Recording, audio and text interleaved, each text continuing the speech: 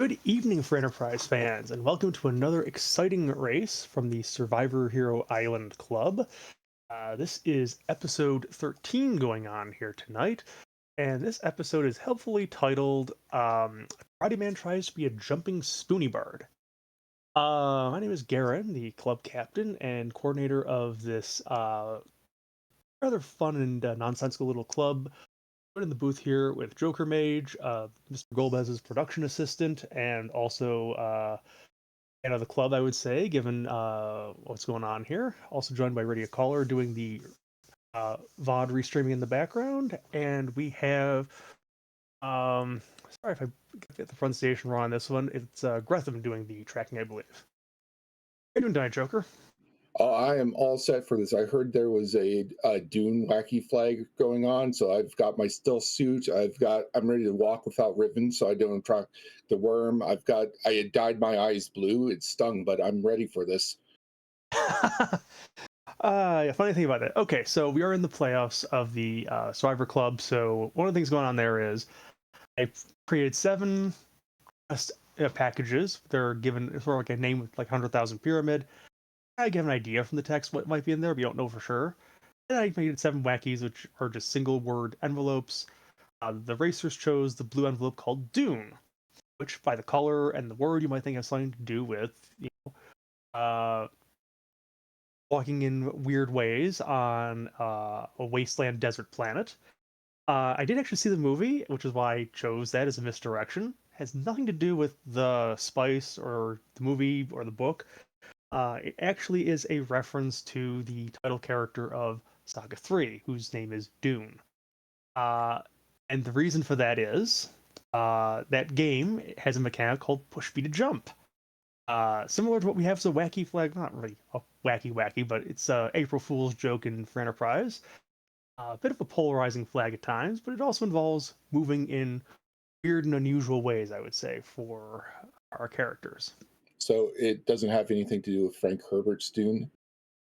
Unfortunately, it does not. It has to do with a guy called Dune who is sent from the ruins of the future trying to save the world with time travel in Square's first attempt at Chrono Trigger without really making it come off quite as well as Chrono Trigger did. I have many regrets right now, mostly eye related.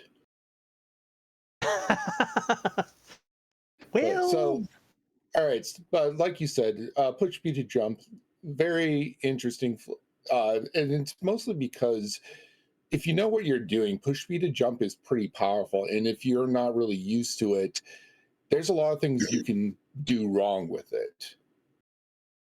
yeah, well, one of the interesting ways this is going to interact this seed is, I mean, this is a force hook seed, but if push be a jump, you can skip the entire hook route because you don't have to step on the trigger tiles that will engage those fights.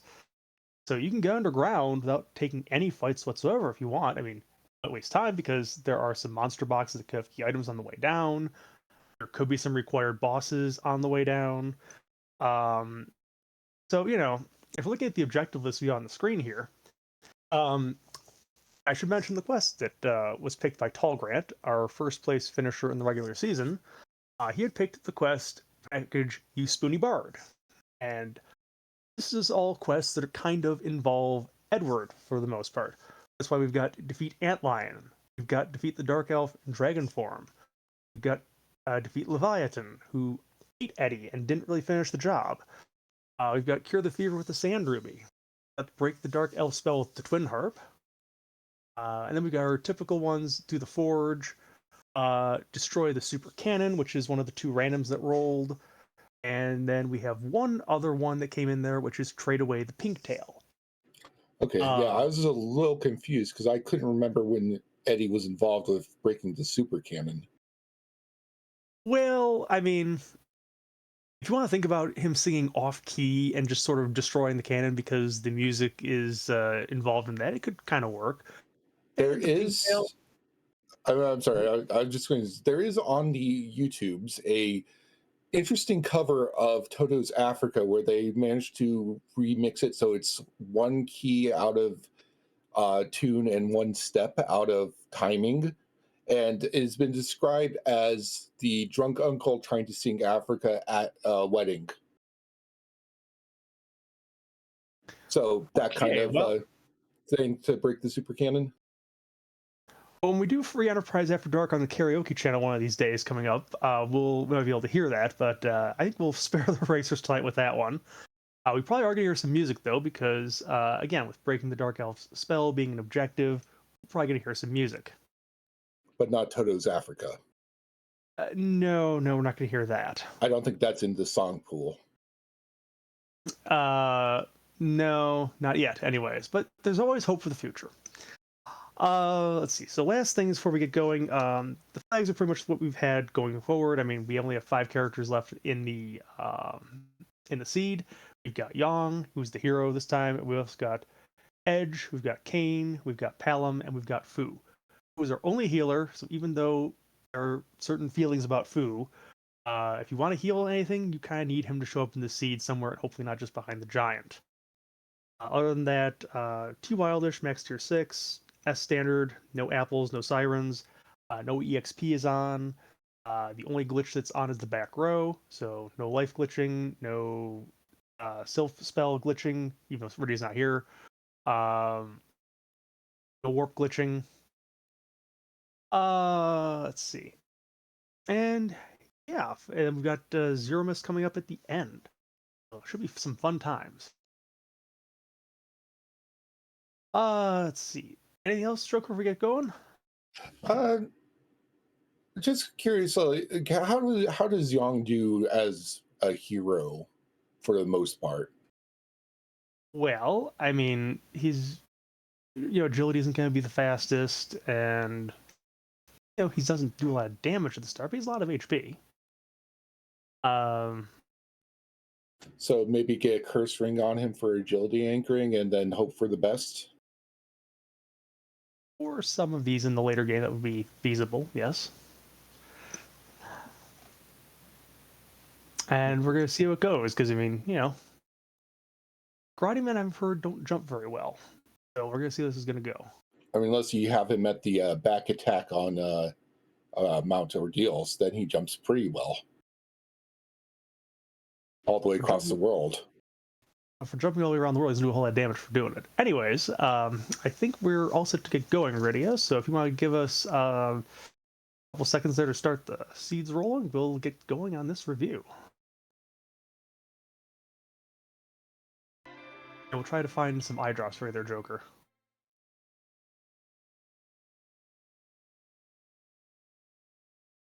Alright, so our starting character is Palom. We've got a vanilla Baigan with a Baron key. He's not doing a very good job of guarding Baron Castle if he's just handing the key out to people. He's very confident in his abilities.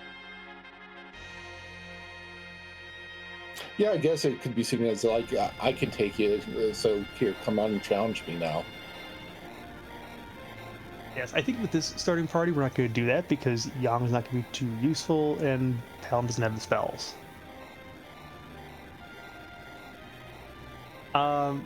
Yes, Rich, I think having run the seed myself, I would say that I might have made a mistake putting this flag in the set, but live and learn, I guess.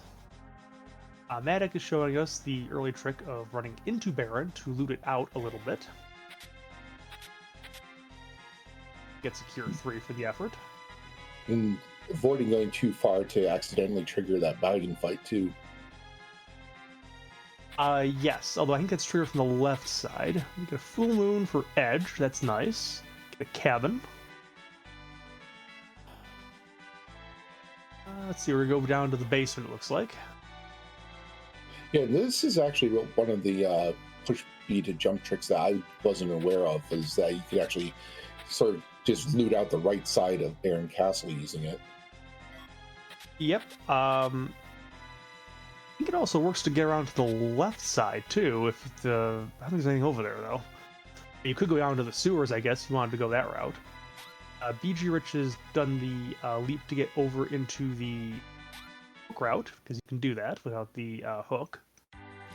Yeah, given the flag set, that's kind of going to be an expected maneuver. Yep, yep. You can also see the characters down here. You're hoping it's something good, like maybe that restricted foo, or that restricted edge, if you want to go that route. We get rid of all the whips and the summons, because we don't have Iridia. We know that already. Good for sale? I've got an elixir. That's always a fun thing to see early. Money for it, but maybe remember it's here. Excuse me. And I remember there being a couple places where you can sort of take shortcuts through the cave route using push speed to jump. Yes, there are places where you can leap over some ledges, some rocks. Give a bit of time routing it. It is a little bit dangerous if you're going to try looting because we don't know where the monster box is because they're not on vanilla settings. So one of these looting options is a reset at this point in time. Yeah, it would be double Stallman, right? Yes.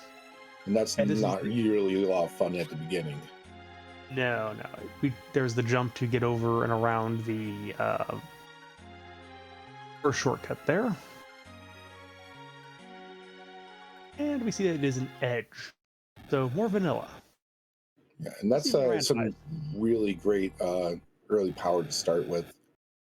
Also, if you saw that boss in the background there, that's the Dark Elf. So funny thing, even though I have a wacky here that lets you skip the hook route, one of your required boss hunts is on the hook route. So you can't skip this. You could, but if that first boss is one of the other required ones, yeah, that's not good.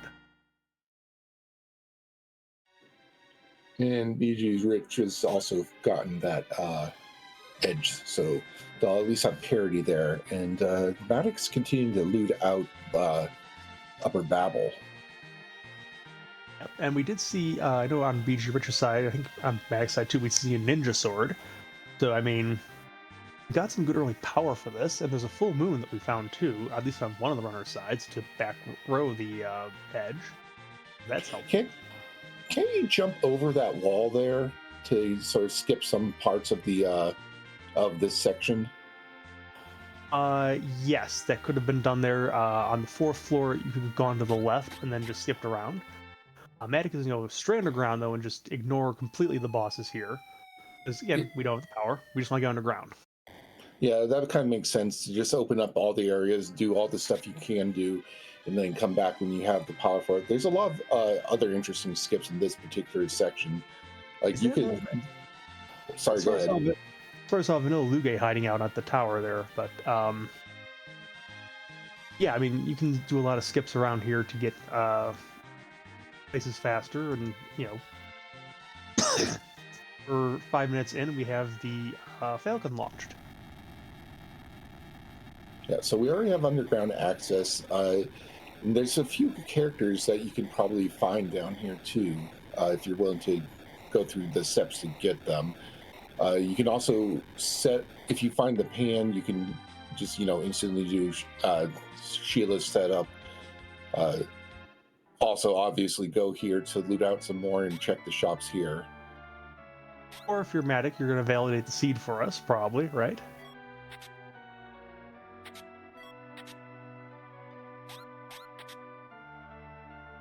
Industrial something analyst.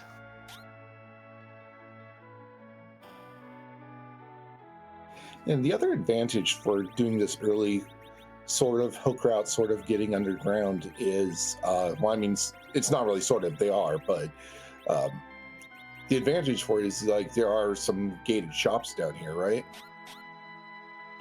Yes, under S standard, these shops will be better down here in the underground than they would be on the overworld. You're hoping for, some of the more powerful equipment down here, possibly. Maybe some. Let's see what would be the higher things here. Maybe some Hanzo steel, maybe some claws, maybe some power shirts. Burn robe would actually be kind of funny because there's no one who can actually use it. Yeah, a little distortion going on here, I think, temporarily.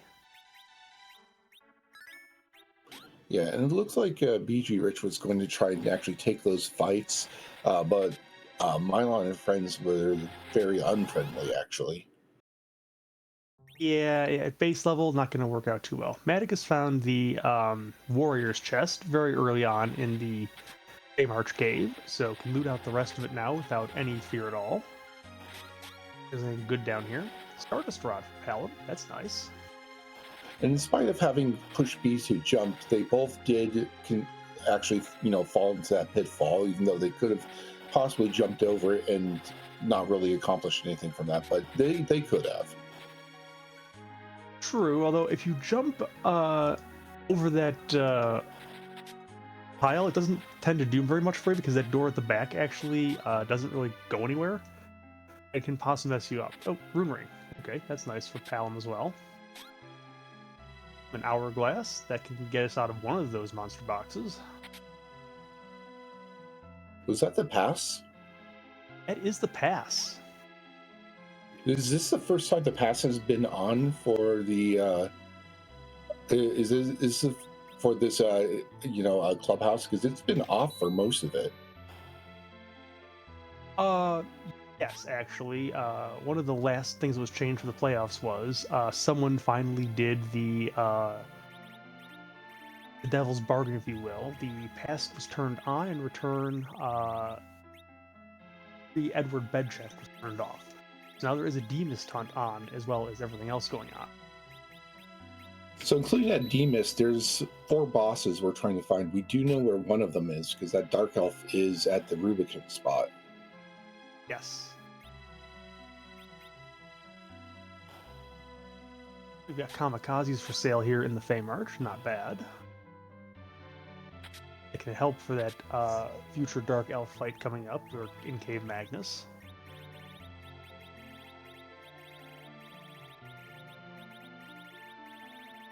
And we're definitely going to peek at what the king and queen are, because of all the boss hugs we have. Yep, and since Summon Flag was also turned on, these actually have things, unlike most of the rest of the season when I believe the summon spot was off most, if not all, of the season.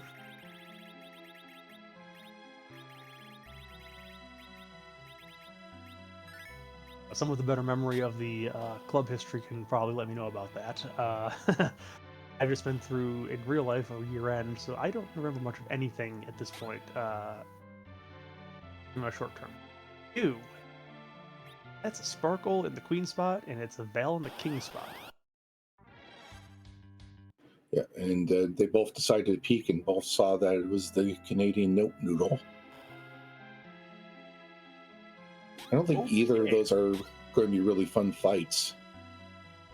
No, they are not, especially since our ability to slow Yang down is limited to a curse ring. That's the only thing that can slow him down in our equipment settings.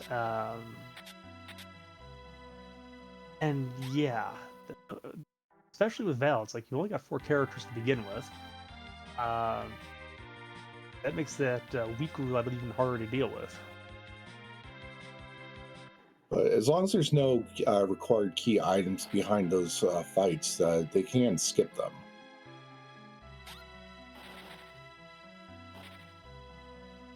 That's true. So, Mac is going to show us, well, set up at least Sheila 1.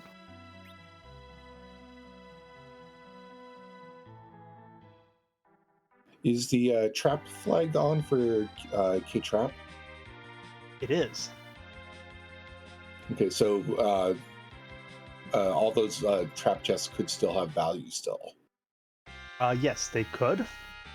Although, since every single setting is on, there's no guarantee that anything actually is in any of the summon spots, or any of the boxes, or anywhere on the LST. Any one of those could come up totally zonk.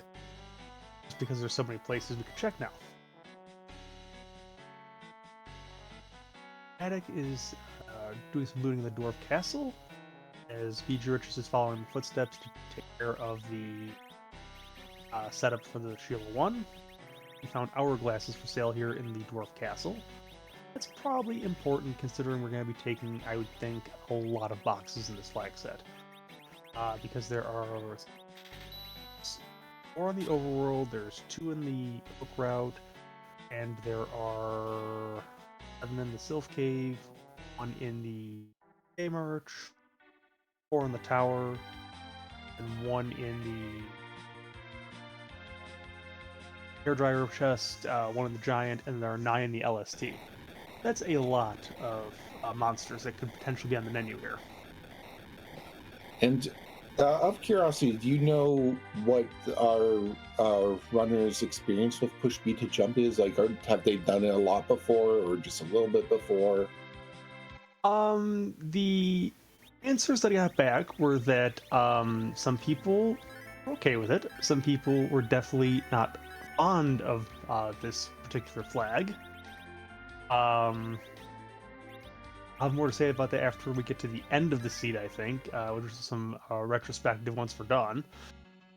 Just not to spoil anything in the meantime, but I would say it was definitely a seed that the results were much different than I would have expected. Let's put it that way.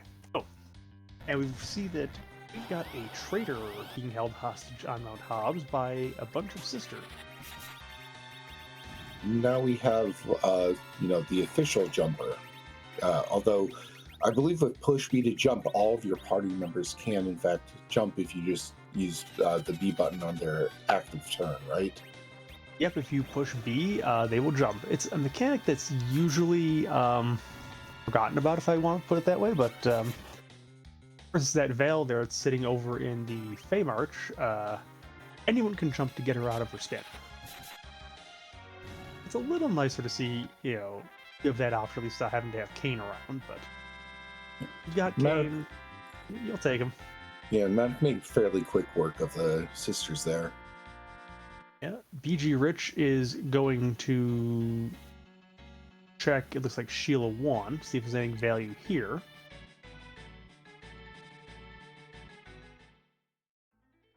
And survey says... Hanja's steal. Well, it's nice we have an edge. It'll make him a little bit faster.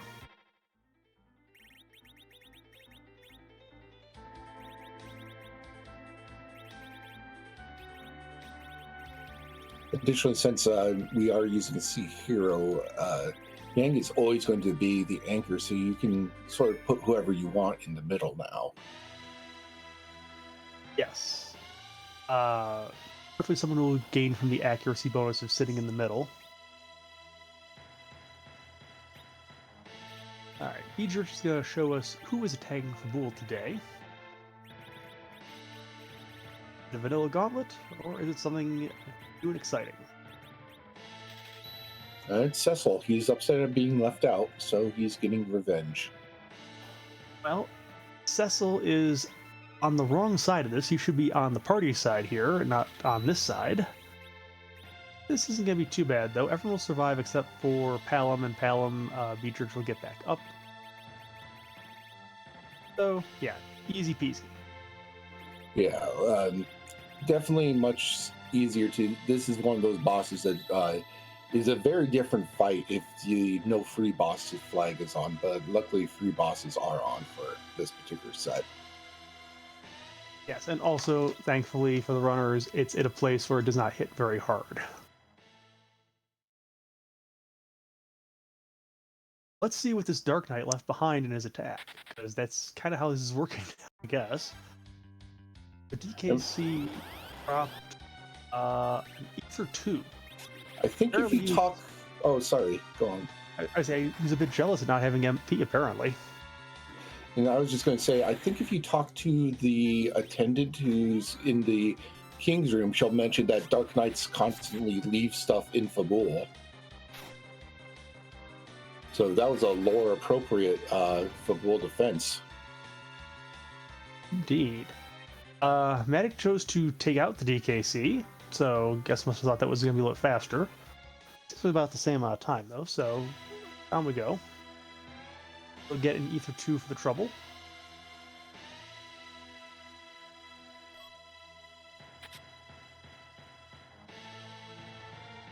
So, right now we still are kind of where we were to begin with. We have a Baron Key and we have a Pass.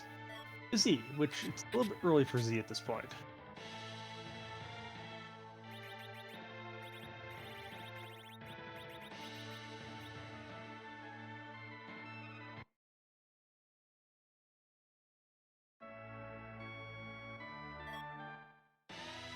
So BG Rich is going to go for Kane now.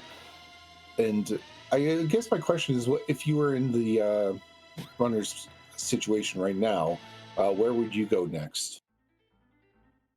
Well, I mean, that Baron key is enticing. You have a character check that's restricted. Could be that Foo. You got the Outline Cave, which they're kind of left behind. You don't want to leave it behind because there could be something there still. You might want to check those boss spots just to make sure before you go underground. Maybe you want to check the boxes in Eblin and or Doggo Chest, because the Doggo Chest seems to roll value an unusually large percentage of the time. I believe we actually saw one of those seeds on this club community where they faded the doggo a little too long. Oh look, a Spider-Man fight.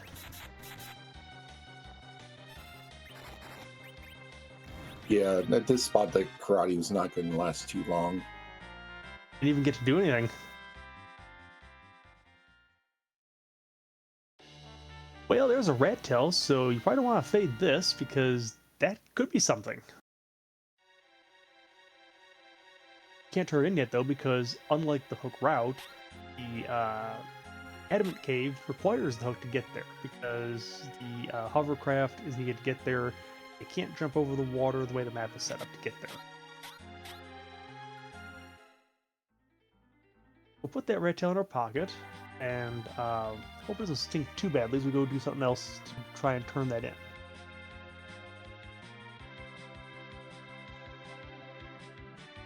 And it looks like Matic is sort of following your advice now and is going back through some of those other checks that sort of got set aside to go underground right away. I never mentioned the Baron Inn, but it is also on the menu here. We've got a free Bahamut in the first slot because its only action is going to be to count. I ain't gonna get to one, so this will be free. The question is what's behind this.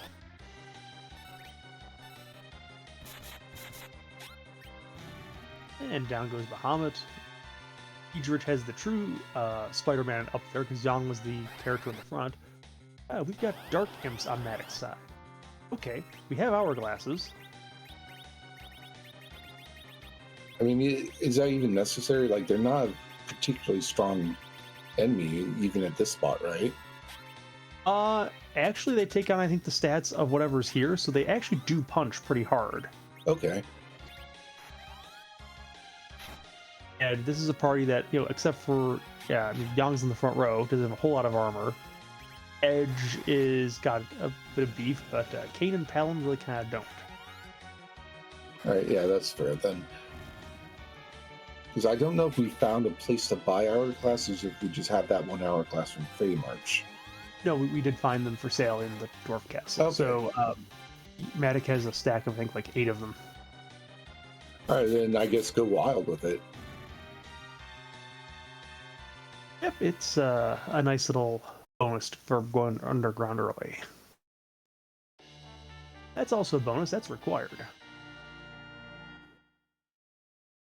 So the standard thing is to, do your objectives and not fade your objectives. So do you go right away to Twin Harp now that you have that?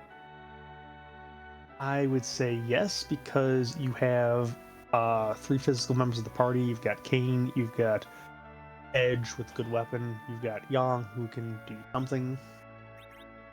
I don't think there's any reason to not take it at this point in time. And it looked like BG Rich was learning the hard way that that was not a jumpable spot. Yeah, ooh, we've got CPUs here. yeah, that don't step in the water, you get electrocuted there. My goodness. No, there's no key item there, so and they're not required boss, so that's completely skippable. Yep, the CPU gets to live another day. We are not going to waste the time with it. Matic is going to take the Eblin Castle. Yep, same thing with the Asura. Yeah, Asura is in the Mist Cave. Asura will stay in the Mist Cave. Can creep people out in the mist cave all she likes because we don't care. Yeah, but it is good information to know that you're not going to end up really far behind because you faded to something required there. Yeah, I mean, it's always an interesting strategy when you check those things. I mean, when you pick up the hovercraft, it's a good time to check the waterfall, and I usually check the mist cave probably around the same time. Let's see. Atticus found the Staleman chest. You firebomb the skeletons away.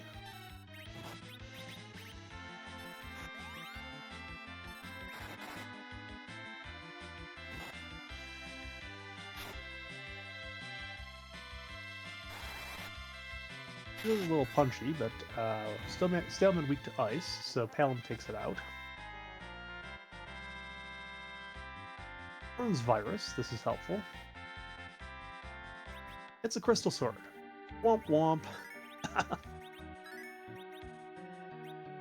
There is no Cecil, so that is just a big pile of money.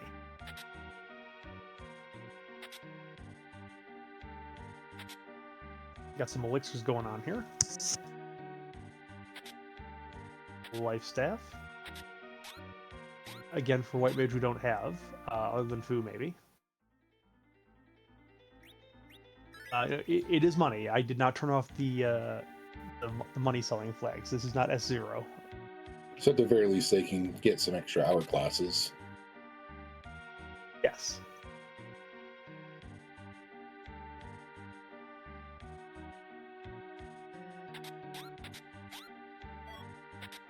Okay, found the second monster. Yep, Like a Lamia. Fun time. Alright, looks like we're gonna get some coffin usages. Looks like Matic has also bought a big stack of coffins. Porum is not in the sea, Matic. I'm not sure why you did this, but I'm not going to complain too loudly, I suppose.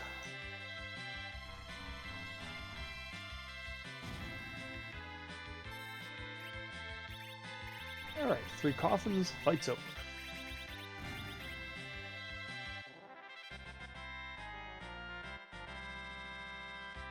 And our reward? Defense sword.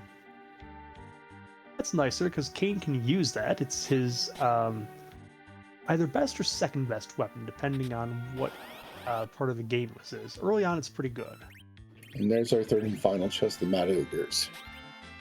Yeah, so Maddie's going to burn the Hourglass 3 that we had from the starting kit, just because there's no need to multiply Hourglasses.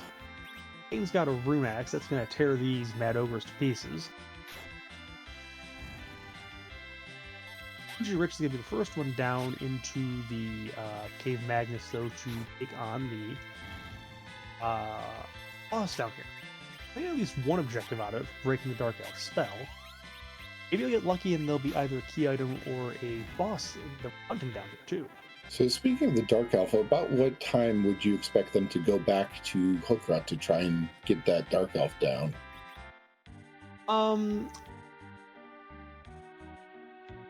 That's an interesting question. I mean, at this point, it's like, there's 2 item checks down there with the boxes.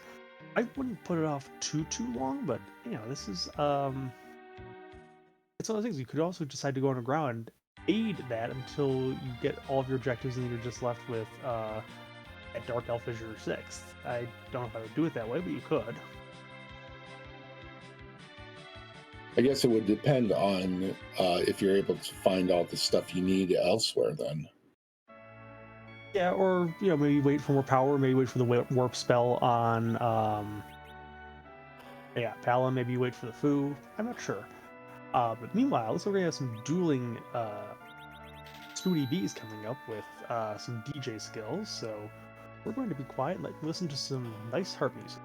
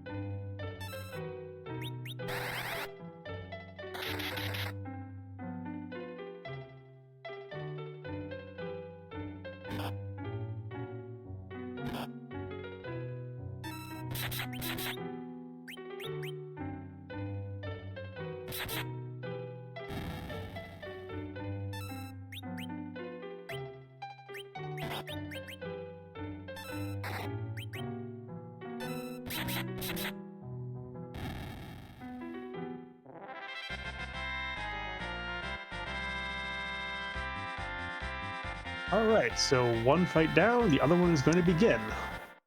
Nice tag team. Encore.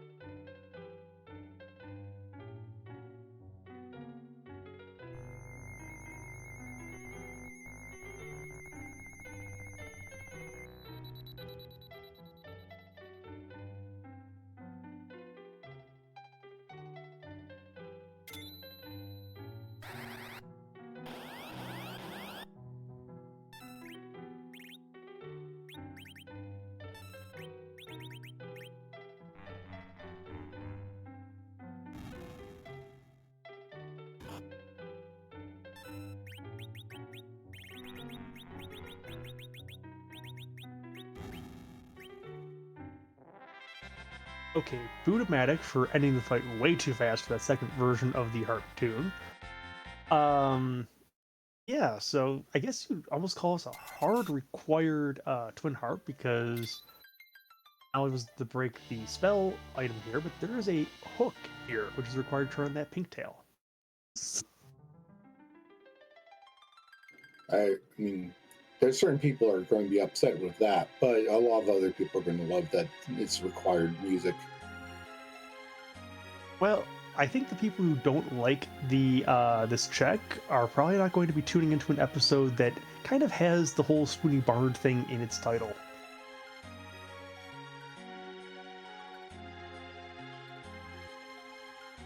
The runners do have to walk out because there is no exit caster yet. There is no exit items to be found. And Palin doesn't know warp yet, so we're kind of out of luck.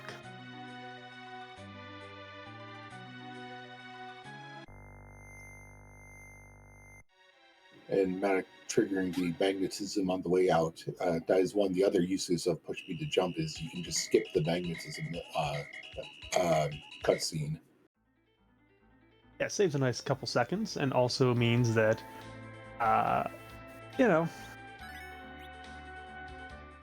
I think it means when you get into the Dark Elf, you're not actually all tied up, but... Well, the rat tail is giving us a white shirt. The only one who would be able to use that is Fu, right? Right, and normally when we have Fu, we're trying to make him offensively gifted, not white magic proficient there. We like our Fus to have lots of wisdom, but not a whole lot of will.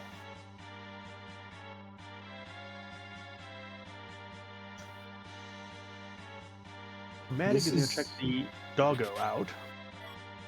And there's a couple different places you can actually make use of push me to jump here in Tower of Zod.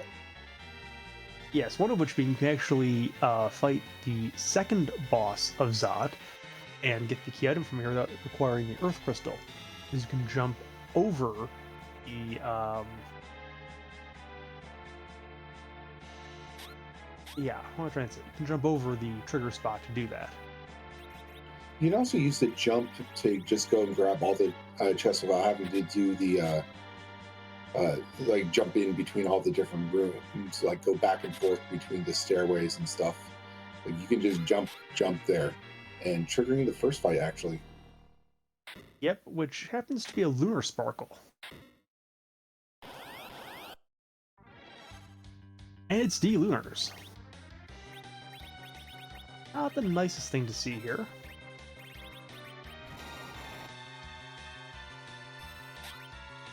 Call some fire bombs to deal with the situation.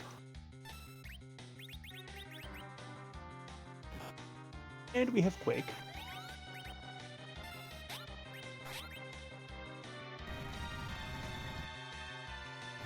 And we have no more D-Lunars. Yeah, that was pretty quick thinking and good use of consumable items.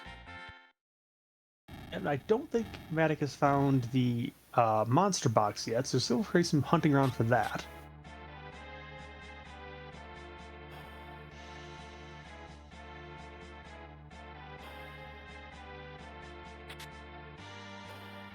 Like right there, I think you can jump over that wall that separates these two sections without having to go back into the previous Yes, scene. I think that one is skippable there. And also from this box, you can jump over to the right to get to the save room without going back downstairs too. Yeah, there is. Yeah, the Tower Zot has a lot of nice little jump skips if you know where they are. Yeah, we get the Luca key from this doggo that could be required. We don't have a warp glitch, so if there's a boss or an item down there, we kind of need that to see what it is. Would you still want to wait for a warp caster just so you can get out of the sealed cave faster if you need to? I would probably do so because you know it's going to be either Palom or Fu will have it. Just a case of when.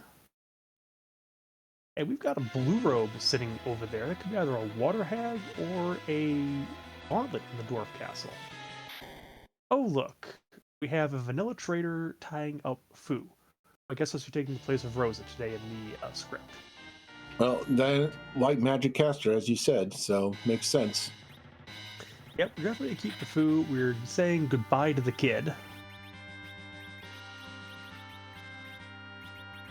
Yeah, having only 4 characters available for the party doesn't lead to interesting choices.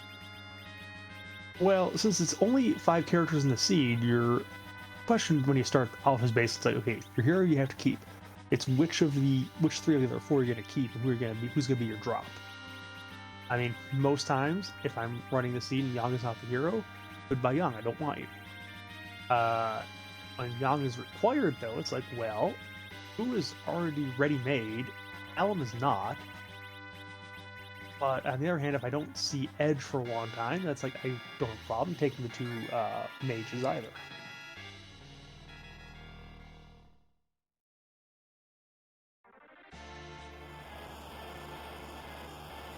And Matic is showing us that the antlion is here in the Tower of Zot. That is a required fight. Yeah, and or at least an objective. Because of push via jump, also you can get here without having the Earth Crystal that normally would gate this. Yeah, I think that's actually what Matic did because he just jumped the wall rather than going through the cutscene. And it's the cutscene that you need the Earth Crystal to trigger, I think. Well, you can still trigger the cutscene, but you won't get anywhere because you don't have the item to turn into trade for your hostage.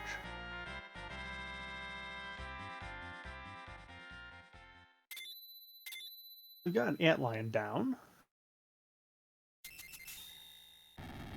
And if this is any one of the required key items, like a sand ruby, or a legend sword, or an adamant, or a cannon, tower key, or darkness crystal, then this is a hard required tower.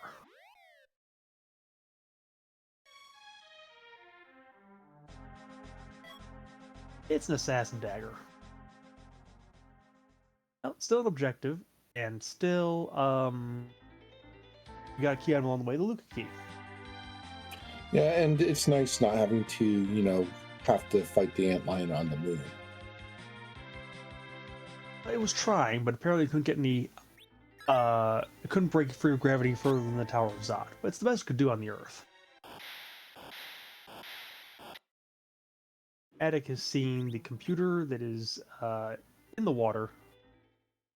Yeah, so right now the 2 runners are sort of retracing each other's steps. We have BG Rich over in Eplin Castle right now, and Matt's already done that, while Matic is getting the hovercraft, which is something BG Rich has already done. Yep, normally all roads will converge on the hook route around this time. Oh, of course, could have skipped it altogether, except for the fact there's a required boss hiding down there on this push speed jump setting.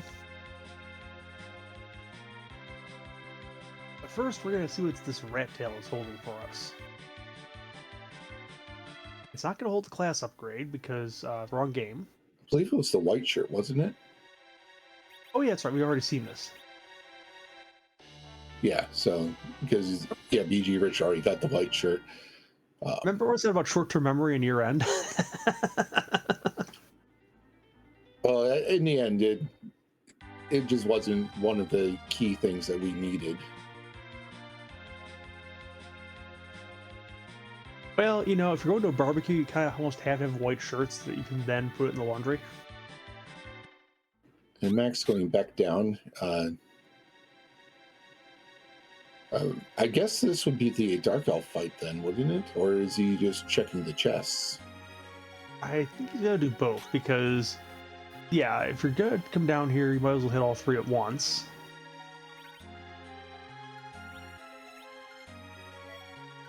It's a crystal ring, it looked like. That's kind of nice. Yeah, it always makes me wonder, why were they keeping 2 stallmen in the medicine pots in the hospital room down here? I mean, I guess if you're gonna have a trash compactor, a staleman is kind of a good thing to have, right? Just seems a bit unsanitary. I think medicine was a little more primitive on this version of the Blue Planet. I don't think they've heard of sanitation necessarily. We did see a cat claw, but does that add any agility or take away any agility? It adds agility to Yang, so if you're trying to make him slow, that's not going to help.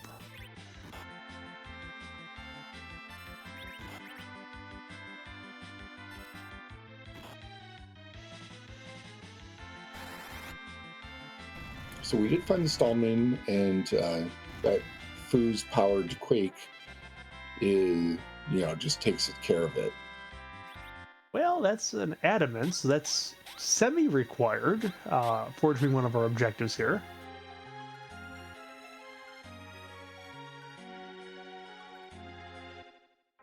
So, given that we know there's a Dark Elf here, we had to go back to the crowd at some point to do this. There's a Gaia helmet, that's nice for that Foo. And we can take the shortcut here by going back down the ladder and just jumping over.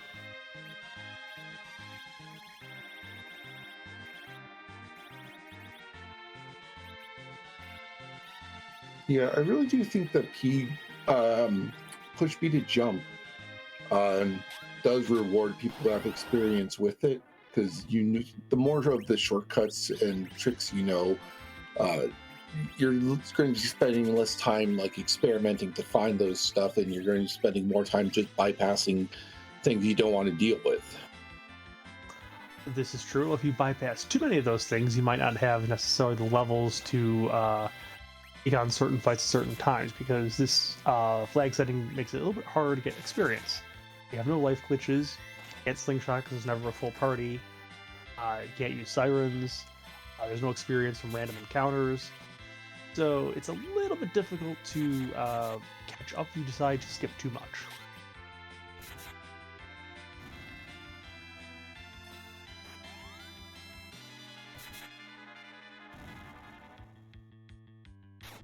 And Matic will have no problem with these mad ogres, because we've got Kane with rune axe, and they don't like rune axes. I did not see what that was. Yeah, I missed it as well, unfortunately. It looks like it's a sand rune based on what's lit up on the tracker, so okay, this is a very hard required hook route, because that's 2 key items and a boss of what we need down here. Yeah, so this is just, very rewarding if you get it cleared out sooner. Yeah, there's that skip to the left we were talking about earlier on the way down here. Normally you would never go to the left, but push B to jump changes routing in more ways than one. So we're going to peek at what the first boss is down here on the hook route.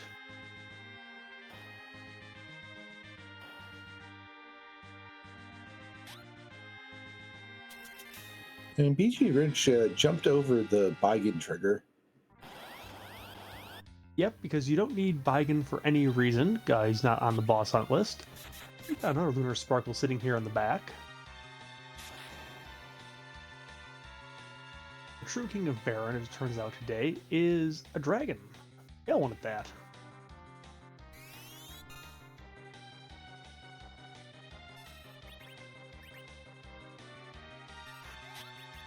You know, I'm not sure what you think of having a king whose only thing you can say is "dude," but this is apparently what Baron was going with.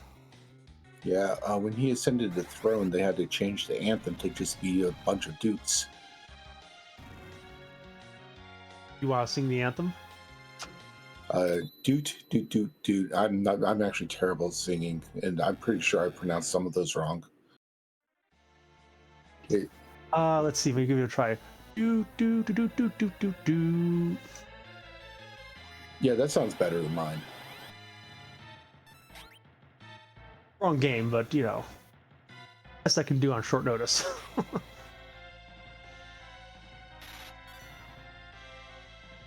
Well, if you didn't get food from the Tower of Zod, you got him here. Yeah, and BG Rich has not gone up Zot yet, so has not found all the hasn't found the antlion or the food that was up there. But you know, you got this food now.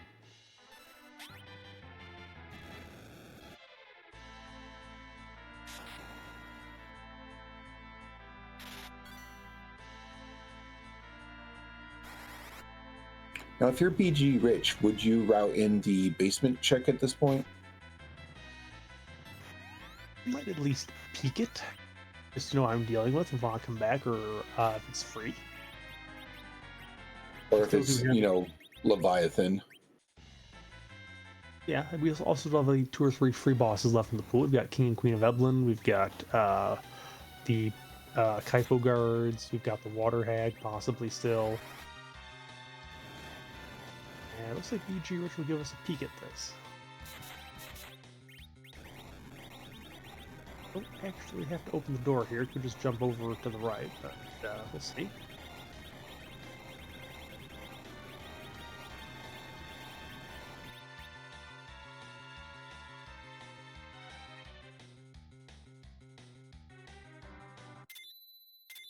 And Matic has defeated the Dark Elf. That's 3 objectives on the list for Matic. Has a 4th in his pocket because that fever can be cured at any time at this point. And will not finish the hook route because we've already actually done that. Now, honestly, I don't know what happens if you go into the Falcon room and there's no Falcon there.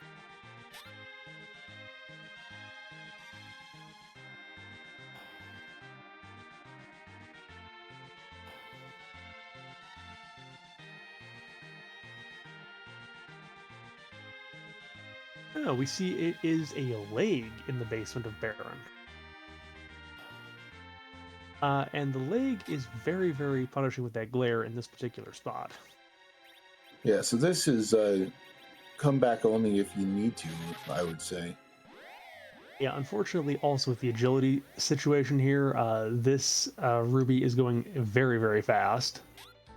And without, I would say, any kind of like Blizzard Spear or, you know, Ice Brand, it's going to be very, very difficult to take this out.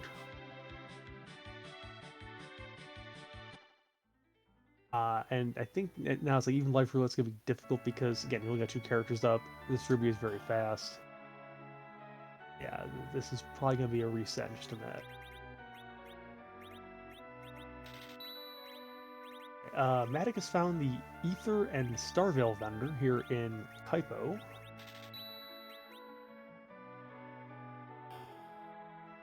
Well, if they find the boss man, those star veils will come in handy, because he doesn't like it when you put star veils up. Yep. Tried to cure the fever with an adamant rock. Doesn't work. So we use the sand ruby. We see the Palom, who apparently when we were rejected from the party last time, took it so badly he fell ill to desert fever. And we are saying, stay in the desert, kid.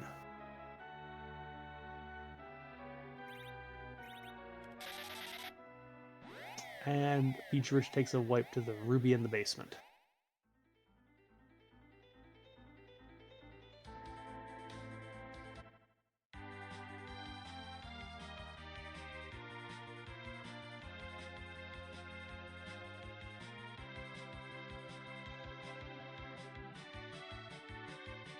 Okay, Matic is going to try Mount Ordeals. We haven't seen this yet. You can actually skip 2 out of the 3 fights here.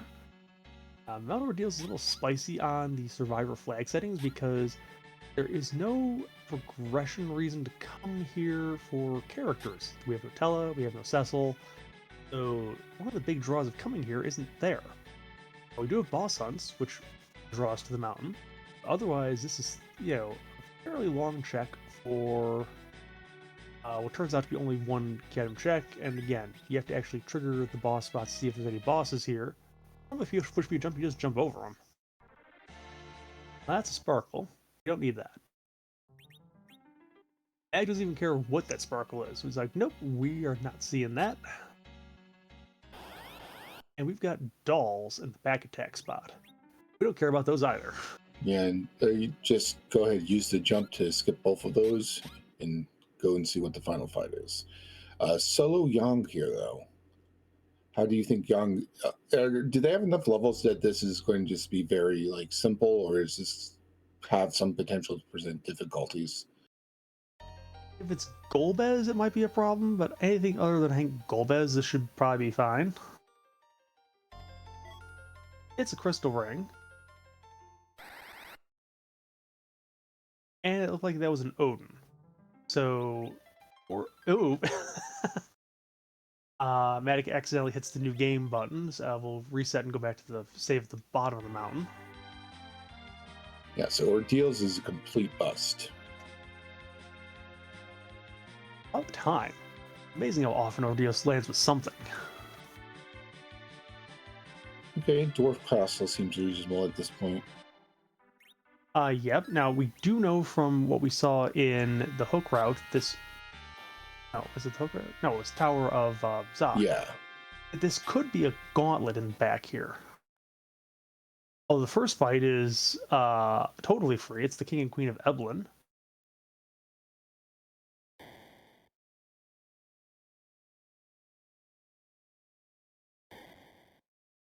So, are we hoping that Water Hag would be the second fight just to get it over quicker?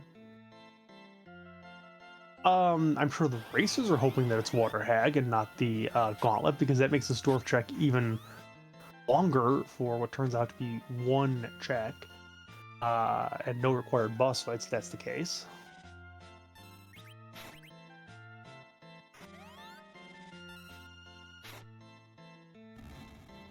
I guess the other question is, Matic has a Luca key, so how long before you turn that in?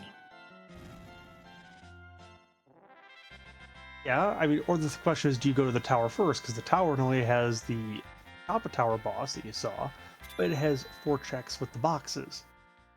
And again, Apple boxes tend to roll something.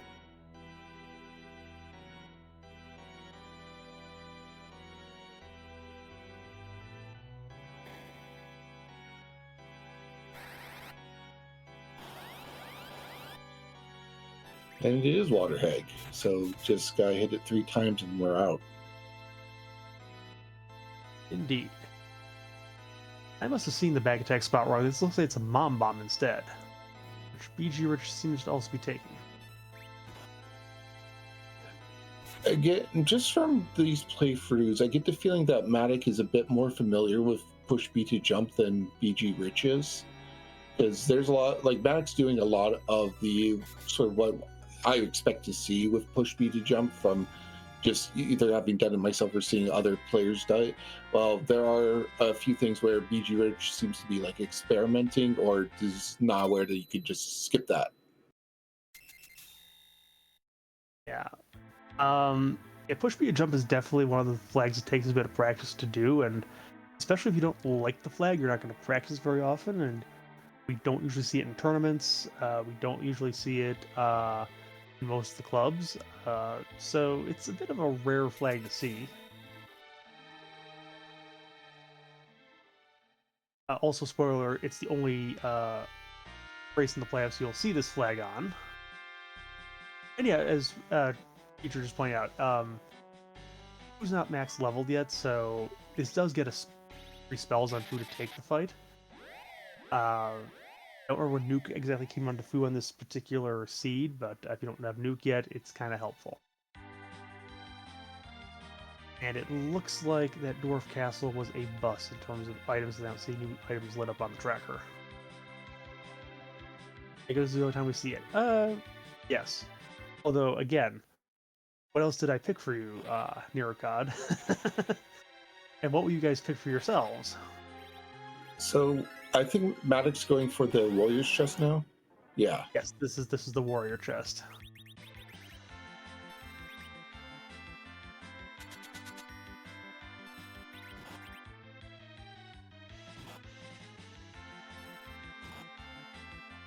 Although,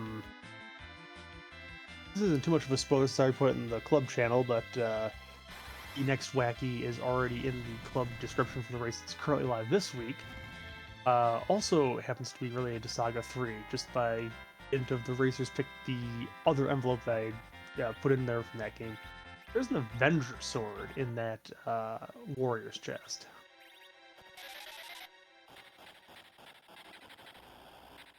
Yeah, that would definitely make Kane a bit more useful in certain fights. You know what the nice thing about an Avenger is in Kane's hands? I do not. It means he has no time to betray us because he's listening to Golbas or Zemus in the background. That's a good point. Oh, our tracker is telling us that Dwarf actually was the Darkness Crystal. So, possibly required Dwarf Castle. Depends on whether we can get all of the objectives on the Earth Hub going up there. Yes, we still don't know where Leviathan is. We haven't seen D-Nest either. It's not an objective, but it could have a key item that we need. And I think we're still missing Legend Sword and Tower Key and Pigtail. Yes, although we still have 3 more boxes here in the Tower of Babel. We got 7 of them in the Sylph Cave. Sylph Cave on when monster boxes are on, it's a very interesting place to see if you decide to fade it, take it. The agility situation is hard to manipulate because without a curse string, you can't really make your Fu fast enough to get the quake off before you have the ghosts, for example, start doing their cast, or to get off an action before baubles or something like that. So it's going to be interesting to see if they take it or if they try to just bait it and hope it doesn't have anything required.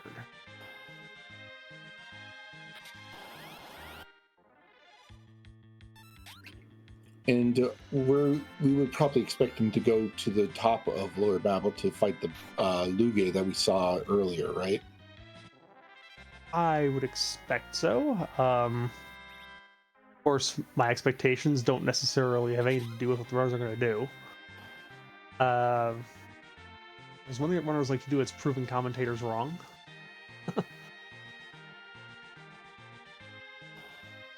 I mean, that's why we, as commentators, get to curse seeds by mentioning improbable things that turn out to be true. True, well, in this case, we have to do the cursing in time travel because the seeds already happened, so we have to throw it back in time. That's a second defense sword, I think. Second or third? There's been a lot of defense swords. Yeah, again, Maddox showing that you can just jump across some of those places to save yourself some time.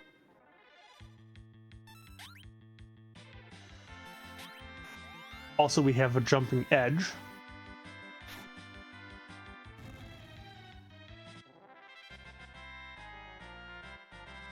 Oh, that's a tower key. Oh, it's nice when it's right here next to the tower. Yeah, that's the equivalent of putting the spare key to your house in a fake rock right by your doorstep.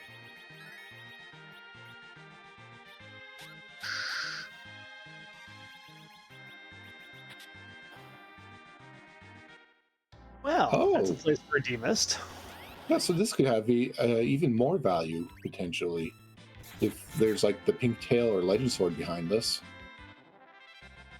Yep, that's a very nice place to see a demist because it don't last here very long at all. Yeah, in the wrong place, DMS can take quite a while.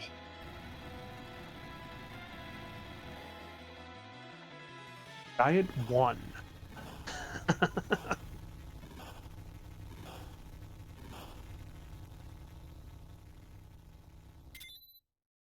And BG Rich does pick up the Adamant Rock. Has at least done the double Stallman. And Yep. is reorganizing Fu's magic. It looks like he's going to warp out at this point.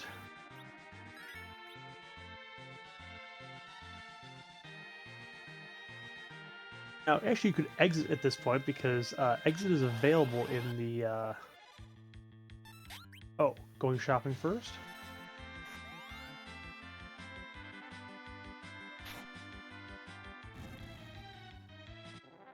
Matic has found the last of the boxes in the tower. It has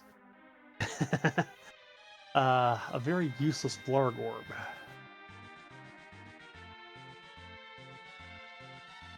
And here's our vanilla Luge fight. Back to dialogue in the flesh. He charges by the minute, by the way.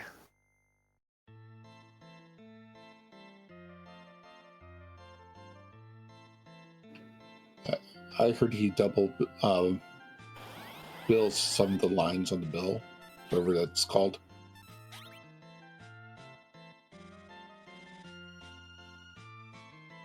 You'd have to say it's called ball nabbing, but it's probably not right because that's a pretty hideous translation in the first place. Yeah, it's supposed to be Barnabas, I think, which is a reference to some literary thing, if I remember correctly.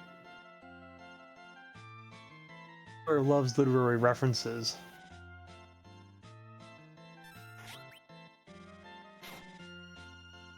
Is Dr. Luge the kind of doctor that charges $200 for a Tylenol?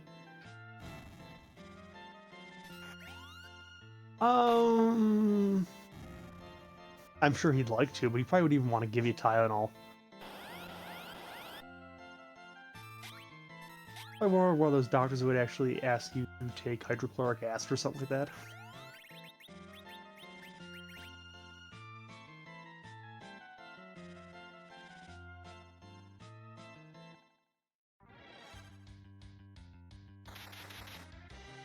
And unfortunately, we get the poison status on the party, which means we're either going to have to take a minute to clear this, or we've got a nice little poison walk down all 8 floors of the tower here. I get it now. What he does is cast that area effect poison, then charges you an arm and a leg for the antidote. Attic will say no to poison walk by resetting out of this not required Luge fight, and we'll just simply walk back down the tower. Now, you can actually get a skip here, I think, in certain circumstances by jumping to the right out of bounds. It will warp you down a floor.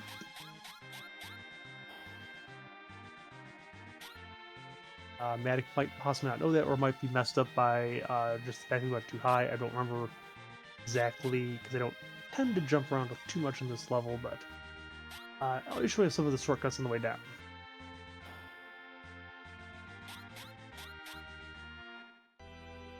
And we get to see what the cannon room had for a key item. Yeah, BG Rich is doing the quad Mad Ogres. I think we saw this on Maddox's side, but I don't remember what was there. And he turns them to just little guys. Well, now they're mini ogres. They're still mad, but they're mini. The cannon gives a siren.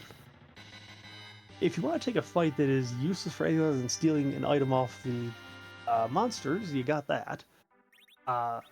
Matic might want to steal Bacchus if we don't find any for sale, because Edge can do that at least. We'll check out this Luca key to see if there's something required down here. We're looking for either a Leviathan, or a Pinktail, or a Legend Sword.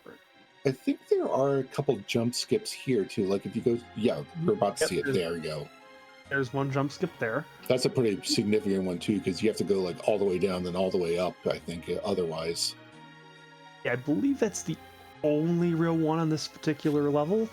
Other than the fact that you can also, when you're getting the item, you can skip the boss and jump over the tile that triggers it.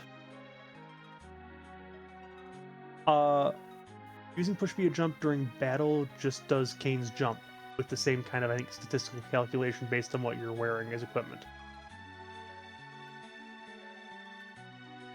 Okay, it looks like PG Rich is turning in the Sand Ruby now. Yep.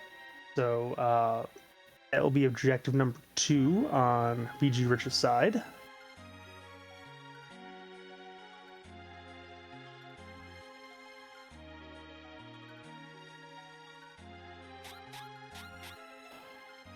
Let's see. What item is down here? Oh, it's a legend sword. So yeah, we're taking that. We're walking it out. That's for sure. and if this is a Leviathan, this is go. Yeah. Oh, No, no. it is a Mylon Z. Well, it's kind of like an evil wall. I mean, this also is a fight that is strictly limited to physical attacks. This shouldn't be too difficult to fight at this point, right? No, this will be pretty forgiving because, as I remember right, this fight does not have the worst physical damage, but has a lot of magic damage, which Mylon Z does not actually have. I'm wondering if you encountered a nasty fight here, one that you weren't sure if you could win, would you just like reset and go get the item again and then jump over this spot? Yes, if it was an item that I needed and I didn't want the fight because I didn't need it, I would just simply reset and then jump over.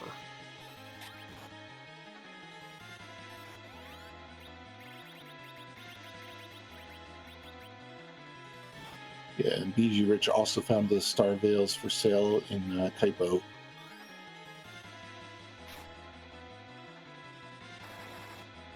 Although, again, Fu is not actually up to max level yet, so there is still some slight utility in taking this for him.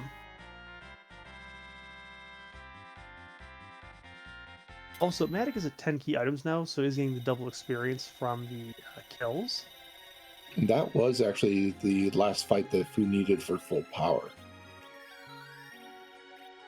Yeah, although I think at that level he just gets the HP because I think he had to already roll the spells. But anyways, I'm gonna warp out of the sealed cave.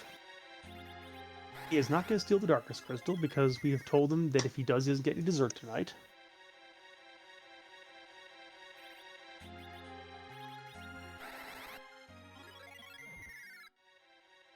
BG Rich's Meal are going to go into the tower. Babel is going to check the same things that Matic just did. Find that he's very well rewarded for coming in here because the tower is loaded.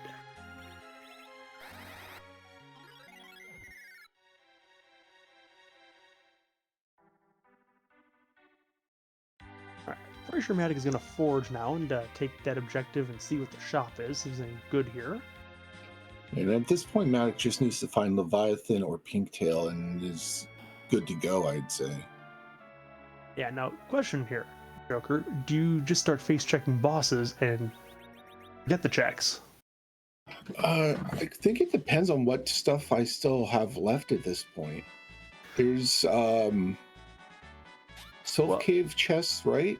We still have those open. There's Sylph Cave chests, there's LST chests, there's the hair dryer, there's the giant chest, there's all of the LST checks, there's Cave Value. We think we still have the 2 Fey March bosses. We know what those are, obviously, but the thing is, based on the items that Matic has lit up, only boss fights he does not have open to him right now are the package and Giant 2. Yeah, everything else he can get to.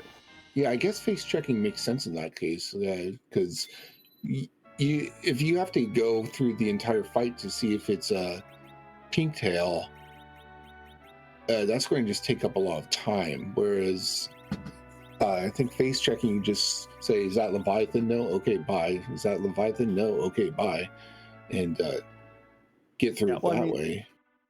Yeah, the way I would put this is like, there's only 2 checks you can't see, so it's like your odds are maybe 1 in 7 right now that you're Leviathan's behind one of those two spots you can't get to right away.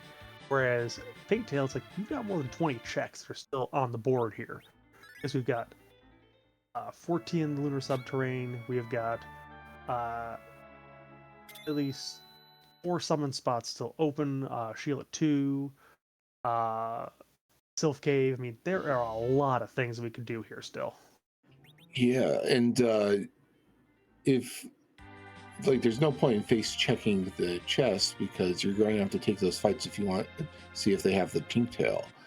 So it really does feel like face checking, just going through and face checking bosses might be the play. Yeah, I would say based on what Matic knows, I think that would be the play here.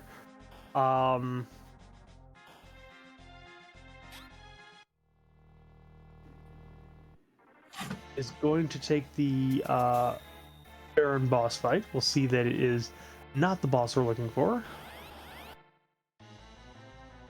But I think just for getting the key item check, since we're already here, we'll take it and we'll see what we get. You know this is not actually going to come up with any value because it is just is it a white shirt? Was this? White shirt was the rat tail, I think. I don't remember what this was, but I don't think it was value. Yeah, I don't remember being value either. Oh, protect ring. Okay. I get the feeling you might want to just go to the moon at this point if you have the levels for it. I mean, even then, you could go take the hairdryer's chest to get a couple more levels and then just face check the altar bosses. Yeah, or if you're feeling behind, you might decide to try the spicy play of go into the giant, try the last arm chest, and then maybe peek the boss at the giant one spot and see if that's exactly what you need. It does take a minute, but it is 2 checks, and you know, maybe it works out. Yes, J-Run, this is the PB2J seed out of the season set here.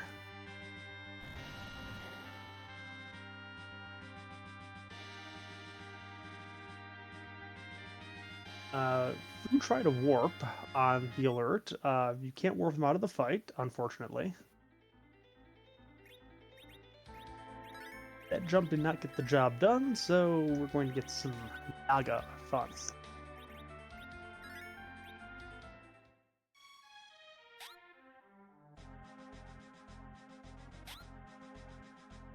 Medic will check the basement. We've already seen that this is a leg, so we'll see if Matic wants to take leg day or give it a pass. I think we're going to be passing on this.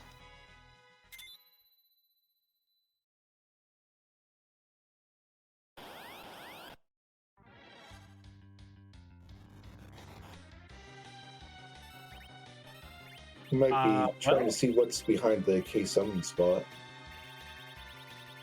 Okay, so once again, runners like making me a liar. I don't think I would have taken this, but there we go.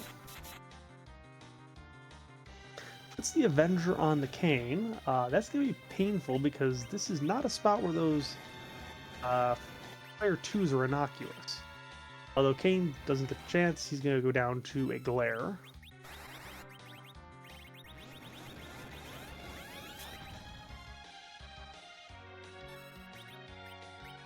Okay, Yang is going to do a power.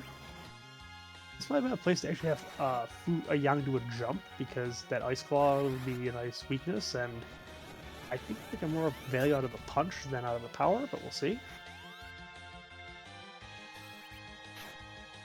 He knows what he did. Okay, so we are through the Ruby fight now. We are. Was it worth it? Well, it's a pan. Maybe. That's a big maybe. That is 2 more checks that Matic has access to now. So, gonna have to walk that out. No choice really here. That also might incentivize some checks in the Sylph Cave while down there to turn in that pan.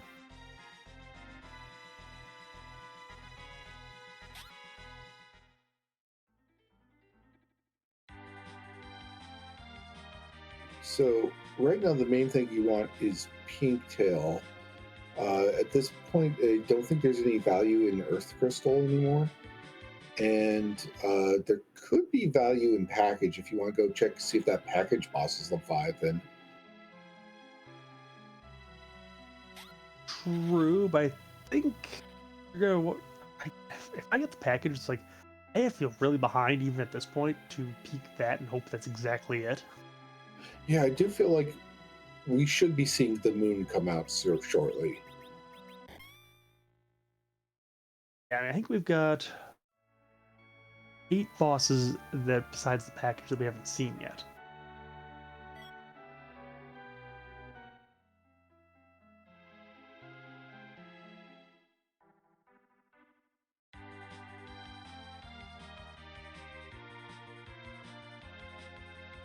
All right, so Matic is going to go and turn in the pan, I'm sure, to Sheila at this point.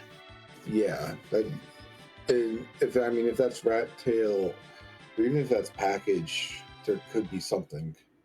But I get the feeling like after this, you probably want to just go to the moon. Like, the only reason you wouldn't is if you want to take a gamble on the Sylph Cave, which I don't see the value in it considering the agility situation. Or you would want to maybe try the Feymarch bosses, although they're kind of nasty. Oh, Sheila, Sheila, Sheila. I mean, the other issue is the probability. There's so many of those checks. It could be any single one is the pigtail, and that's not even including the fact that pigtail could be on LST or hair dryers. But yeah, it is a nice holy sword. The problem is nobody can use it. It's a decoration.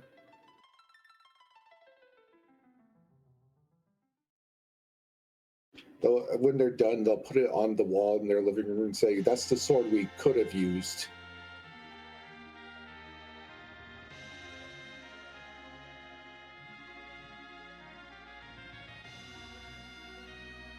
E.G. Rich showing us some of the illogical natures of the stairwells here in the Tower of Babel.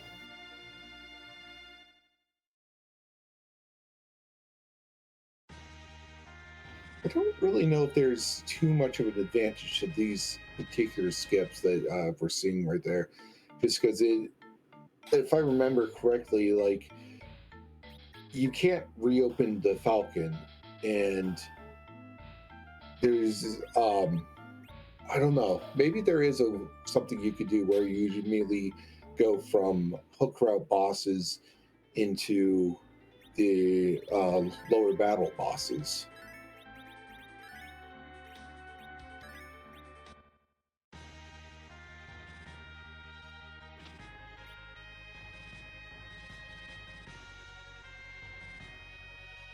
I prefer my money to not stab me, Gretham.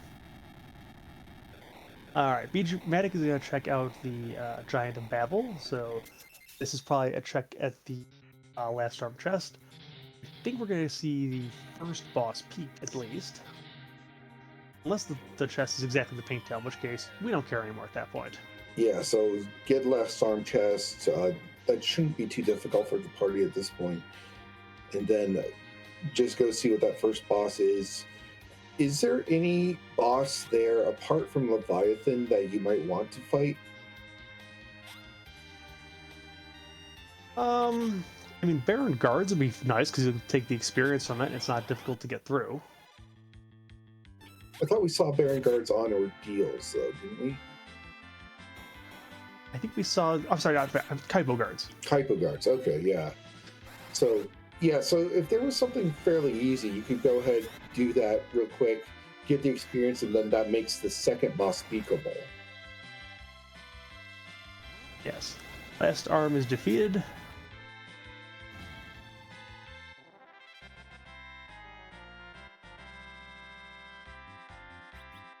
Another Excalibur. Well, Yang has all the Holy Swords dart today.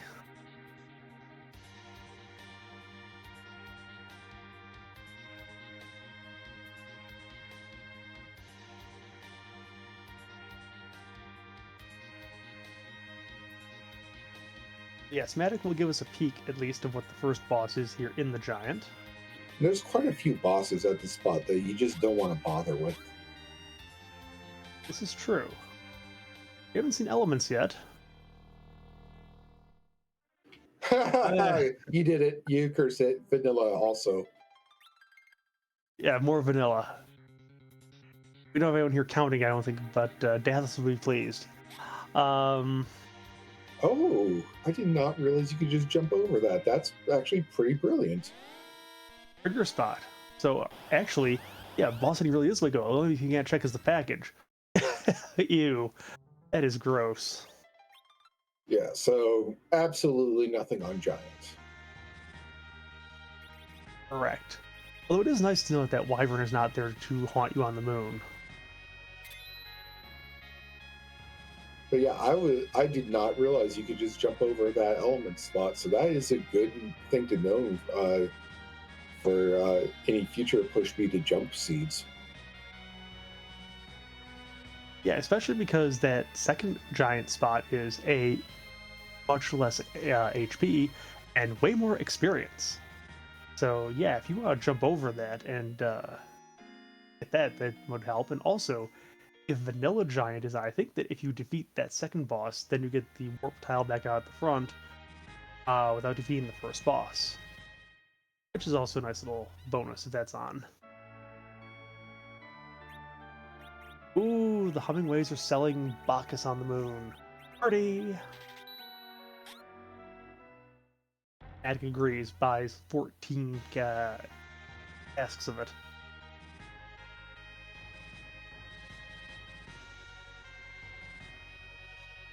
All right, so it looks like key value is going to be the first thing we take a look at. That's pretty easy to peek as long as it's not something that shares the sprite with something else. Yep, and there's also a push via jump skip on this one too that allows us to skip most of the third floor.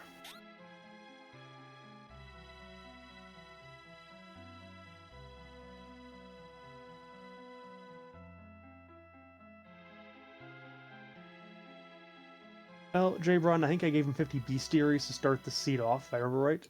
That's an evil wall. I think we're going to say nope to that.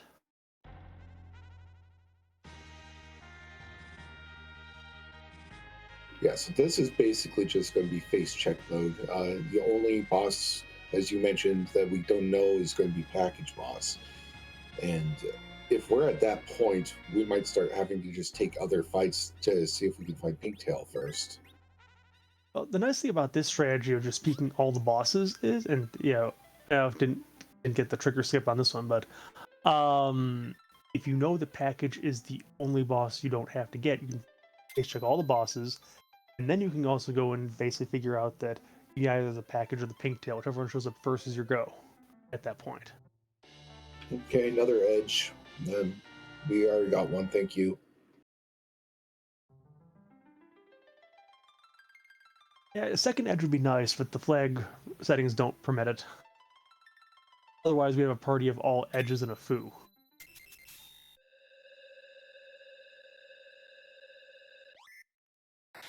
Okay, maybe. Okay, so it looks like maybe he's just going to like the bottom up, or is he going mid outward? Well, we'll see if he deviates for the Crystal Sword altar halfway down here. It's going to be hilarious if it turns out that the Mura altar is where Gobo is hiding, because the way this path is going, that's going to be the last check of the bosses here in the LST from Epic. Yeah, I usually do top down myself just because it's not. Yeah, like it's a fairly quick to get to. I feel to get to the Mura altar, and you can always just reset without all that much time loss. Whereas you're going to be spending a lot of time down here, and if your go mode is up there, you're going to be putting yourself really far behind. So, I mean, there's obviously going to be like better runners than myself who do it the opposite way and have very good, if not better, reasons for doing it that way. But that's just my feeling on it. Is top down just makes more sense to me. I think it depends on the situation you've got with number of objectives left and what you're hunting for. And we're in a basically boss face check mode. So you've got more bosses here at the bottom. You've got 3 here versus, one at Mara, one at Crystal Sword. That's Leviathan, so we found it. All right. Well, do we still go back down to turn in the pass, or do we just lock the rest of the altar from here? Well, I mean, we've got to pass. If you don't like your Z fight setup the best, I would warp out and go back to the Earth and save outside of Troya, because it's a faster reset if you happen to take a wipe. If you are very confident in your levels, you could just simply stay here and walk down the Z zone and get to your goal. It's faster with the pass method if you have to take a wipe for any reason.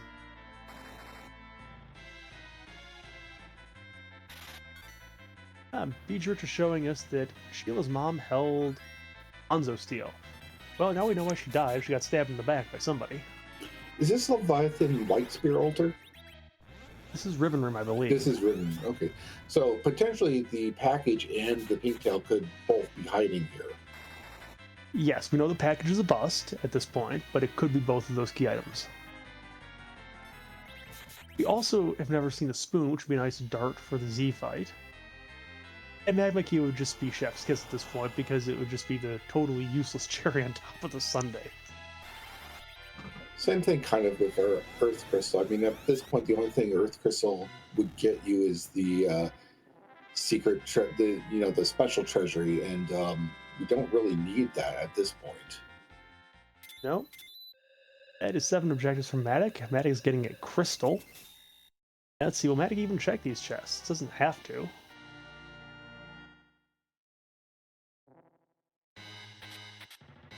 Well, there is a package. But luckily the package was never going to be your rabbit hole in this seed. Yeah, and since we saw Leviathan, it's completely unnecessary. Yeah, so we'll take the warp out. We won't know where the pink tail is unless BG Rich happens to find it in his travels. Okay, so with the party Matic has, what's going to be the Z strategy, you think? Well, let's see. We've got 1 caster. We've got 3 physicals. I mean, I think you're going to do... We picked up a bunch of Bacchus on the moon. Yeah, there's 2 ways this could go about. You could do a hybrid strat where it's like you have Fu throwing some nukes at Z. You have Kane use the Avenger. You probably have Yang use some Bacchus wine. Edge just dart all the holy swords, whatever else he's got. Or you could take it on more conventional, just melee only. You could, have Edge do the darting, Yang and Kane doing the berserking, and Fu can just stay behind to heal and throw nerfs at Z for the Big Bang. Do we have any idea what Jolie the Yang is going to be on at this point?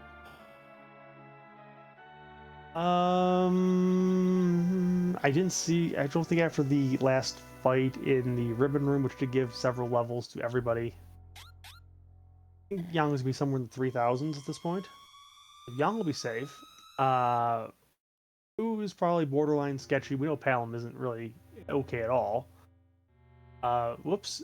BG Rich is showing us that, yeah, D-Lunars, when you direct attack them, they get wall and nuke against a wall. Yeah.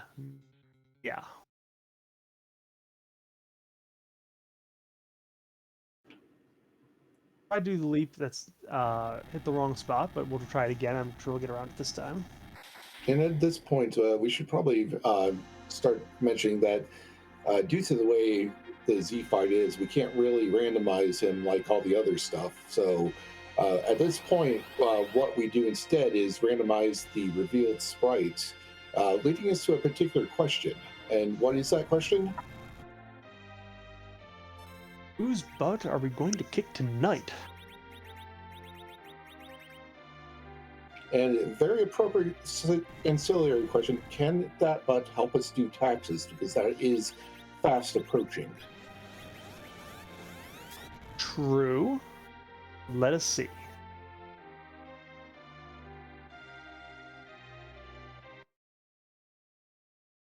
It's tax accounted. It must. Well, that could be a whole accounting firm potentially. No, I think they're just going to say dude a lot. I They think can this say is whatever. a Disgaea reference. Maybe someone in chat can point this out because I don't recall where this one comes from. Yeah, I think these are the printies from Disgaea.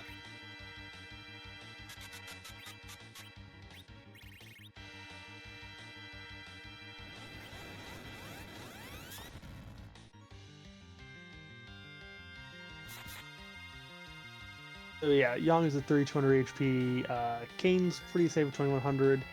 Edge is at 1900, and looks like it was also a little less than 2000. So this is fairly safe overall.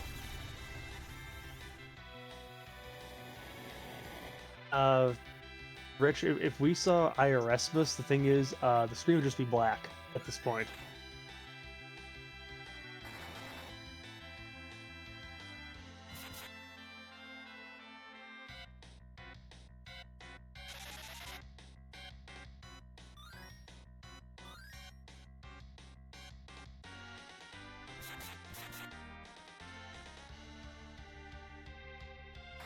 Alright, so it looks like Matic is opting for hybrid strategy. Although, well, maybe not, because Fu's not casting anything here. Just might just be waiting for the shake. Okay, so yeah, Fu's just going to be there for nerfing the Big Bang and for healing. I had time the nerf timing in there. I have Fu direct cast nuke on Dudemus to get the nerf. Takes an unfortunate hit onto Edge, so Edge is in a bad way here.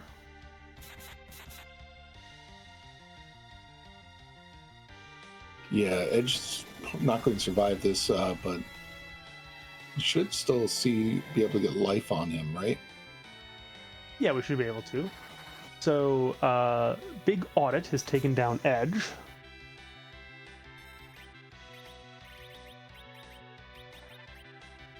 Leaves life 2, which is going to take a little while longer to get done. A black hole come out, which will affect Yang, but will not affect Kane, because Kane is using the Avenger.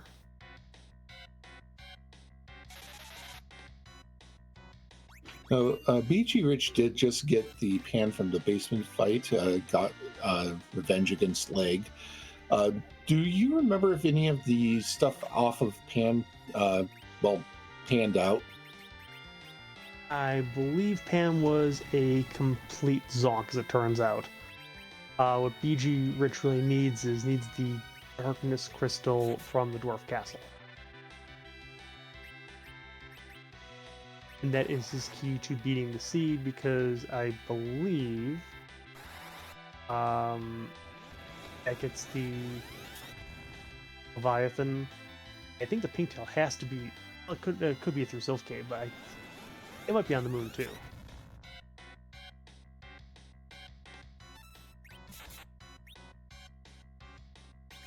Legend Sword. That was the Tower of Babel, wasn't it, somewhere? Maybe. I'm trying to remember where we saw Legend Sword. Legend Sword is a sealed cave. Okay, so yeah.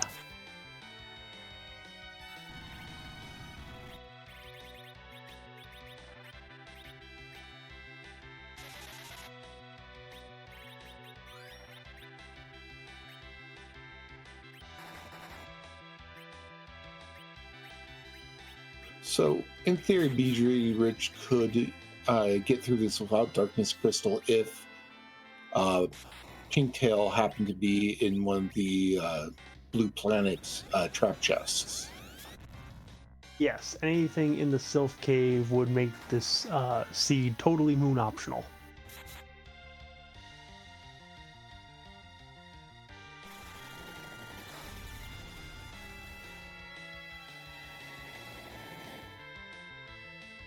Who survives that Big Bang with only a 400 roll there? That was nice. Yeah, I wasn't sure like how much damage I was going to do, but it did not enough. So uh, Fu stays up. Upright Fu in this economy? My goodness, that's gotta be expensive. It's tax deductible. Never tried to itemize a Fu. How does that work? But you need to have, you know, better lawyers than the boss does. Are you saying Dude must work through the IRS? He showed up at the right time.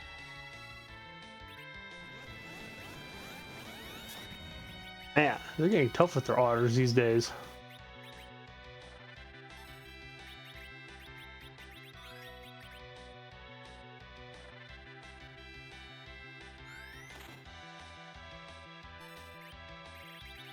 I haven't, you know, actually been counting how much damage has been going out, so I'm not sure how far along Matic is right now. I'm pretty sure we're in phase 2 now, but I think the damage per round is only about 4 to 5,000 without the throws. Oh, never. We're in rocks. Okay, phase 3.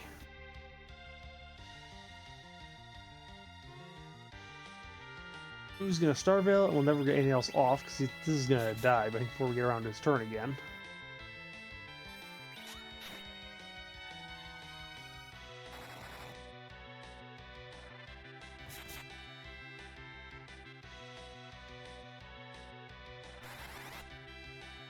Yeah, so that direct cast nuke should finish it, right? Yeah, that's a swag direct nuke. That's gonna do it. And GG's thematic. Yeah, GG's thematic. 135. Let me see what's the official time. 135.34. So GG Dematic, that was the first place finish on stream in the VOD review. It was also the first place finish overall in the club. So GG, Egg definitely knew PB2J strats, and kicked the seat of New.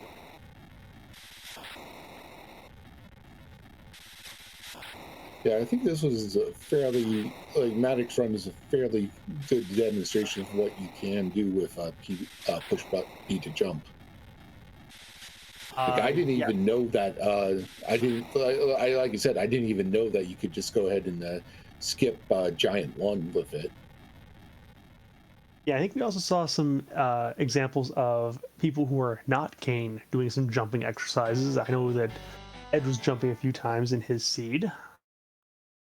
So yeah, it was a good demonstration of some of the tech of PB2J on a flag set that's intended to be a little bit more challenging than perhaps some of our other settings. Okay, so the fact that we have all of the key item check locations on. Yeah, and BG Rich is going to have King Queen Evelyn followed by Waterhag and then get Darkness Crystal. Hopefully that will point him in the right direction. Yeah, yep, that's certainly possible. Let's see.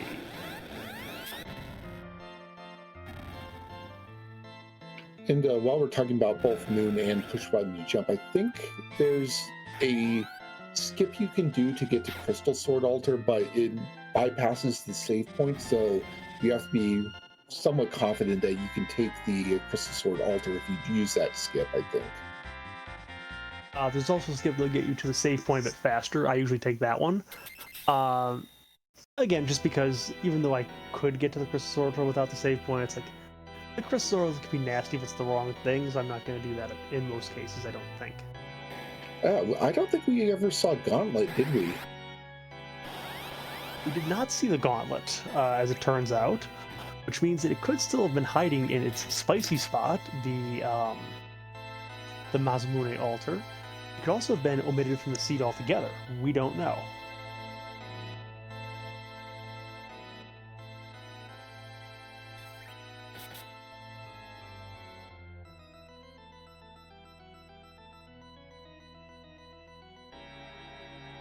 And hopefully we'll see where the pink tail is on the spoiler log on Maddox's side.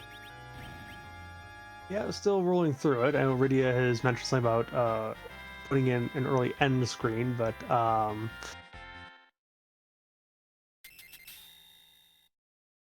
at this point I'm gonna bet it's either in Sylph or it's somewhere in the LST, one of the two. There, Well, there's your answer. That was in the LST on a chest you might end up not thinking about. that's near the surface though, isn't it? Because I think that's like right the entrance to LST. It is. It's on the back path to Murasame Altar, so if you don't take Murasame first and you get in there, you are not going to take that box until the very end. But that does mean that darkness is hard required because two of the objectives are up there. Yes, so Beedrish is going to have to do the Dwarf Castle to get through the seed. And yeah, that's an interesting box location. I believe it's a monster box vanilla-wise. Probably not the vanilla boss in there, but normally to get there you actually have to walk through the hidden passage in the upper right of the first screen. And it's a long walk around. If we have vanilla boxes on, again, it's one of those boxes where it's like, you start and take that one, or you just simply ignore it and hope it's not the answer. Again, it's only, I think, one of maybe 2 boxes on the Mura path, so yeah. Oh, and Mura had something too. It had a spoon. So, There was a spoon that we were looking for. And BG Rich is going to be doing Steel Cave and get the Legend Sword, which will be at least the Smith objective. yes, that will put Beedrish one away from go. We know that it's going to be on the moon. We'll just see if he ends up with the pink tail first or with the Leviathan first. I'm going to bet it's probably the Leviathan because I don't think he's going to be going for hunting for the pink tail as many choices that are on the board. Yeah, and hunting on the LST is somewhat daunting if you aren't used to those particular monster fights. But what also makes it difficult is some of the equipment that you would normally use to get around it, and some of the strategies aren't really available. I mean, we have dragon whips, but nobody can use them. We have Cane, but unless there's a Dragoon Lance, that's also not really in the cards. Fu does no weak for the Giants. Does no stone, I think, for some of the other fights in there with the Warlocks and the carries.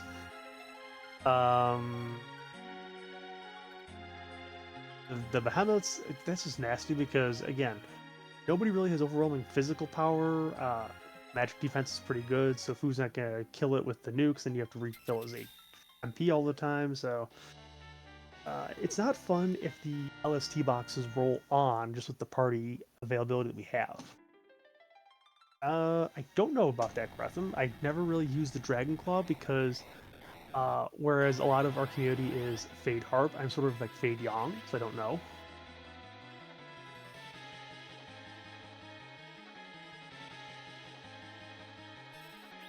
Maybe someone a little more knowledgeable can step into the comments and answer that one.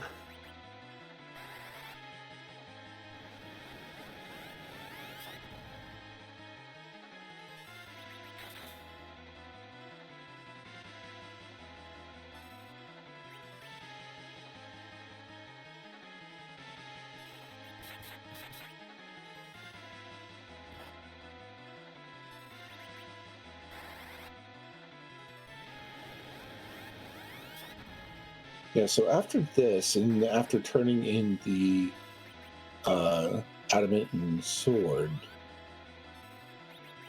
I feel like PG Rich just really like it. There's probably a few checks, but it really does feel like maybe you just go to the moon at this point. Yeah, I would say the logic is probably leading you to let's just face check the moon because you have a boss hunt on, you have access to with the push be a jump flag all of the boss spots except for your package. The odds that you come up with the answer are very, very good. Obviously, this was run as an async, so you wouldn't know that your opponent Matic has already finished here, as you would like in a live race. But if you feel behind, it's like, maybe you opt for that race check mode and just go. It is possible that BG Rich might be one of those people who wants to think, let's say on the Earth and finish the entire Earth, we'll go to the Moon just in case the answer is here. We are just a pink tail away. There are still, I think in BG Rich's case, there are 9 checks left on the Earth that could be done that could have our pink tail. We know up here in the booth that all 9 of those are going to be zonks, but he doesn't.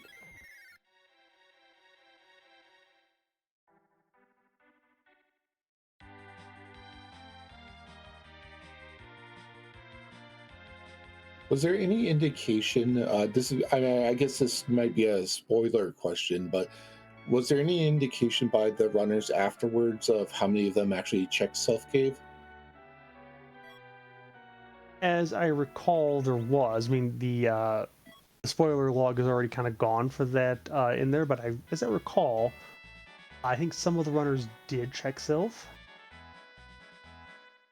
I don't think it spoils anything to say at this point, since we've already finished, that this seed had the greatest divergence of time between the first and the last place finisher of any seed this season, which is saying something because we've had some challenging seeds that have rolled in this particular flag set. But the difference between first and last here, let me just look at my score sheet again here, make sure.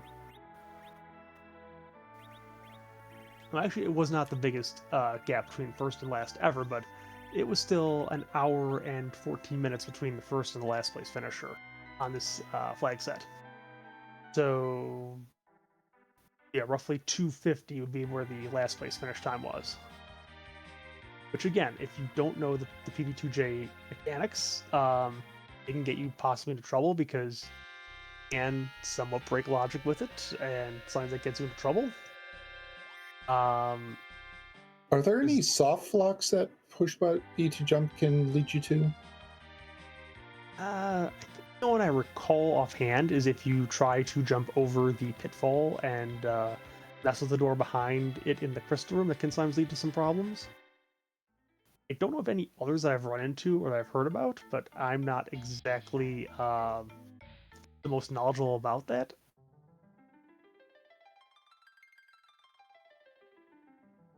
I was thinking more on the lines of it's like, you can technically end up, if you accidentally happen to wander into the trigger tile on the hook route when you're trying to go down there and avoid everything. It's like, oh, you've hit a boss that normally wouldn't hit until 40 minutes into the seed when you're probably in your level 20s and better able to handle it. And instead, it's like you got your vanilla party, and whoops, this is a wipe. You have to go back to wherever you last saved. And hopefully you saved at that point. You might not have. I don't know. But then the other thing too is like if you don't know the tips and the tricks, it's like, well, PB2J is nice, but it's like you aren't really using the mechanic, and then someone who does know how to use it will be getting some time save on you. Yeah, and that's kind of what, because as you mentioned at the beginning, it was a fairly divisive flag set, and I imagine sometimes it's just like the people who know push button to jump, or I'm sorry, push B to jump, are going to be okay. I can use this. I can do some good with this. While the people who don't are going to be like, I'm not sure what I'm like. I know there's some stuff I can do with this, but I'm not exactly sure what. I think it's safe to say that when I did assure the runners that it's like, look, this is the only PB2J in the wacky envelope settings, it's like there was some sighs of relief, I'm sure. So apologies. I was not quite aware of how strong opinions could be on PB2J. I think I might have mentioned it's like here's wacky flags. I know this isn't really one of the traditional wackies. I conflate it with April Fools in the same category bucket. So maybe next time around I won't put this one in there. I will, not sure, but I did think the sea was fun to run. I'm sort of more of a fan of PB2J than otherwise, but I can certainly understand that there are some people who are not.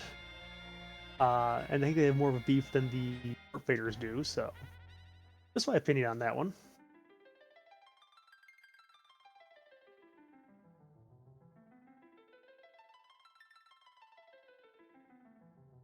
I think personally, I like it just because I do like when you can do like these interesting, like any mechanics that introduce like interesting skips and different ways to play. At the same time, I am definitely not good at push button to jump. I just think it's interesting.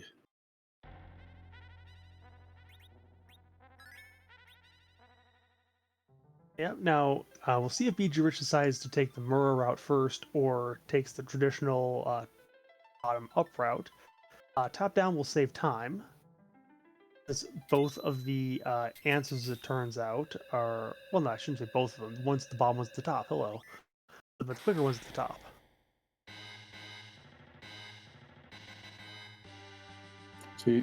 So he is going to check Mura, but I don't know if he's going to check the chest there. Did skip that chest. Skips that chest too. So he's not looking for chests. This is just simply a boss face check. In which case, we're probably gonna see the Leviathan, I would think, second to last at this point. What is here at this Murrah altar? Okay, so we have dolls guarding the spoon. Well, someone's left a teacup out of the mix apparently, but I think Beedridge will take this because if one Quake should finish this off.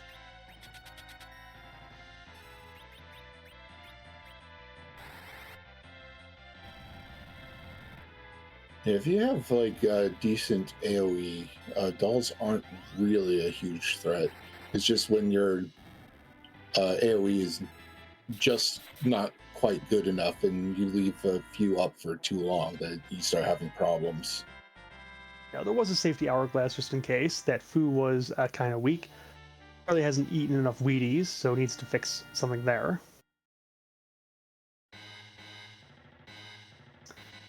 So, BG Ritual walked that out. This food is at least, 9,999 against Z with an edge dart, so I can understand keeping it. Will not check any boxes on the way, so yeah, BG Ritual is going to have to go for the ribbon room altar at this point to get the go mode. Do you know if any of the runners at all ended up getting that pink tail? Offhand, I don't recall if any of them did. And considering it is a LST chest that is somewhat off the beaten path, I imagine most people just got the Leviathan. Like full cleared the Blue Planet, then got Leviathan. I would say based on where we actually had the bosses sitting, I mean, I think it's everyone saw the Dark Elf and got that, and I think everyone would have gotten the Twin Harp and the Sand Ruby and the Tower Key and the Cannon. So if you're going down that funnel, it comes down to a boss hunt, and at that point, I think you're just gonna switch to the boss hunt mode instead of trying to find the pink tail. Okay, so BG Rich did use that crystal altar skip that I talked about earlier, where you don't have access to the save point, and unfortunately found the Kinazu there. Yeah, so it's gonna be a little bit punishing, but we'll start getting that HP down. Waves will start doing less damage than they were. Blitz will cut the waves because it does that.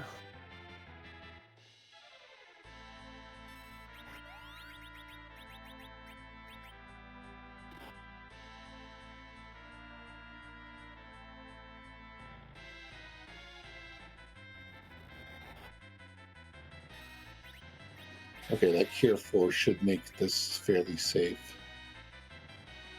Yeah, we might lose Kane, but maybe not because that Zeus Rage will also reset things.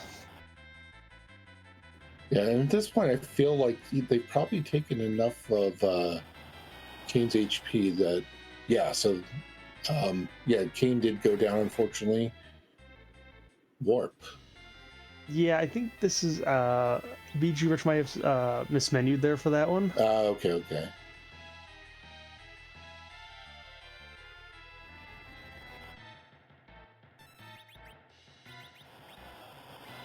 Yeah, it looks like Warp is in the first slot, so if he's expecting Nuke to be there, that could explain what's going on there.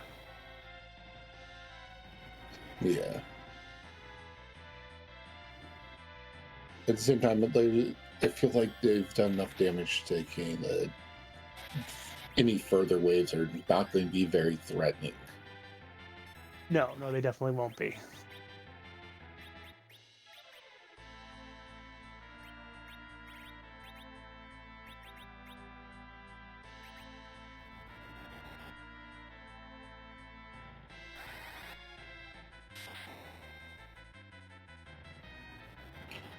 And I don't recall seeing this in the spoiler log on Modic side, so there may just be a zonk here.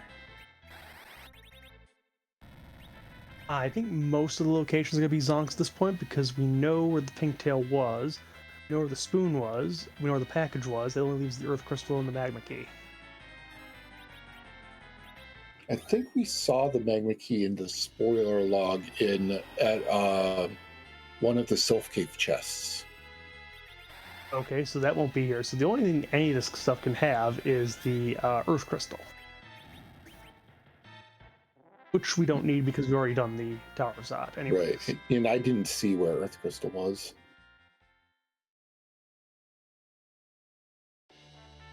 Well, not here. This is an Excalibur. So more Another one Holy for Swords. yeah, another one for the pile.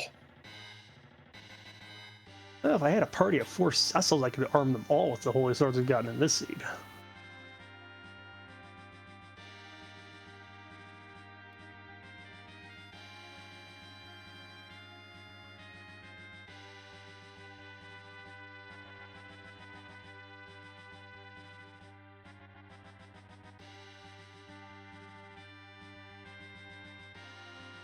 One of the other dangers of running the LST with push via jump, you can occasionally get a little bit turned around in terms of where you are and where the next progression is down the path.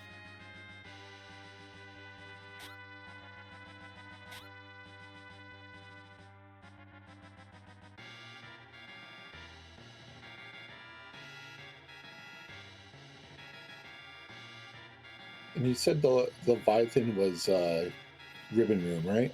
Yeah, that's right. Because there Yeah, were two chests. Ribbon Room is where it is. So we're right there, right there.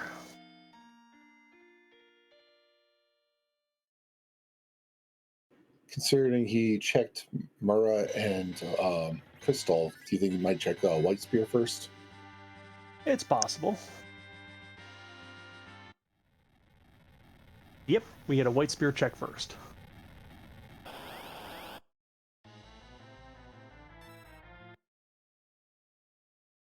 Yeah, that seems like the right call.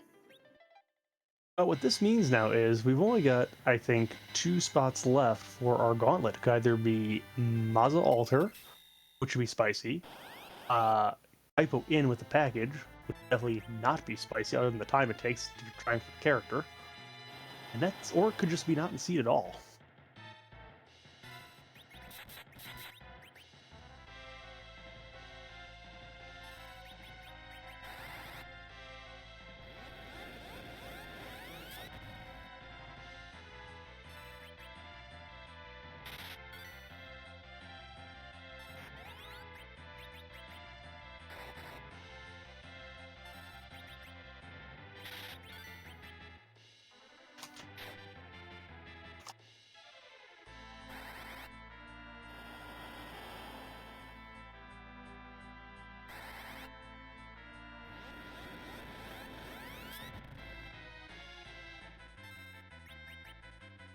And we see that the Leviathan is on the screen now, and Idris should make short work of this. Has enough power to do it at this point.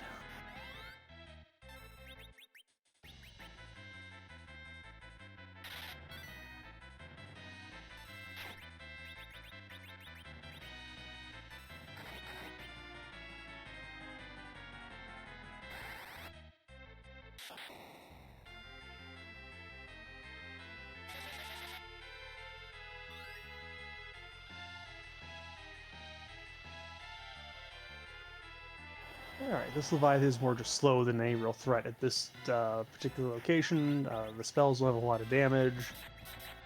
We'll get hit for less than 1,000 hit points on the waves. That's not too bad. We're just going to YOLO it with some nukes here. Find the, pardon the microwave snake smell that you're going to have in the microwave kitchen area. It's kind of gross, but at least it's the LSC staff to worry about this time, not the people on the blue planet.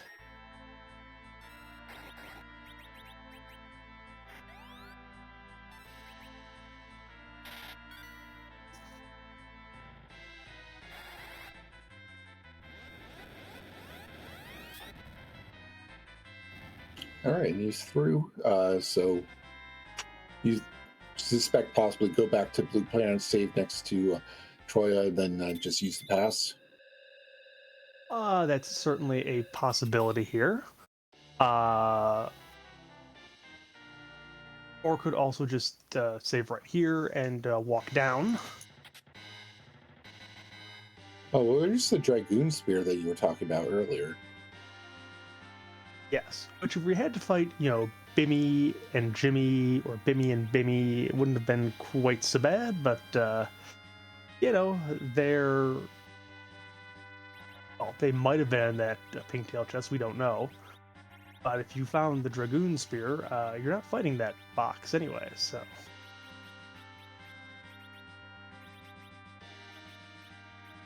Alright, Deidre will shuffle some equipment around, get ready for the fight. Check the agility situation. Now, it looks like none of our runners here found a cursed ring. I know that I did find a cursed ring when I was running the seed myself, and some other people mentioned they had found cursed rings as well. It was an option available to the runners, even though it turns out I don't think these two actually were able to make use of it.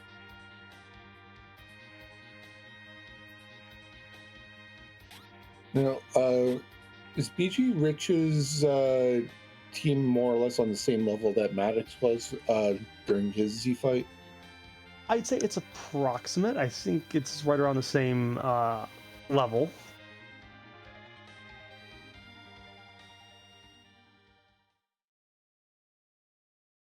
And I don't know if BG Rich picked up the Bacchus wines. I, again, don't think so. Although I think with as many holy swords as BG Rich has compared to Matic, I think that Edge is going to spend all of his time darting.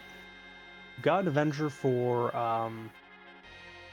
Arcane, but really it's just we might have to have Fu cast a Berserk on Yang to just get him to do something useful.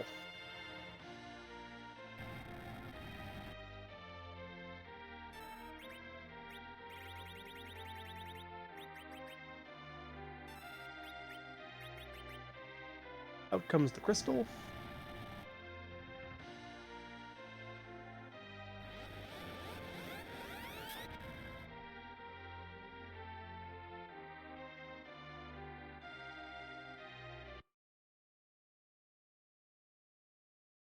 And once again, for your viewing pleasure, we have got Dudeless.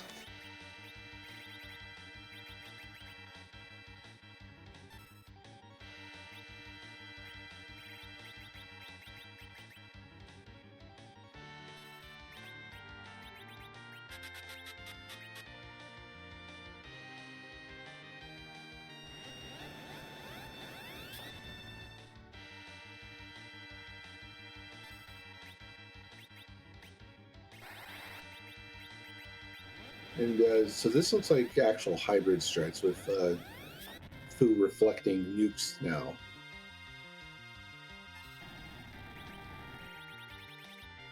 Yep, so probably using the hybrid strats there. Gonna have Fu do his thing, make good use of that spoon.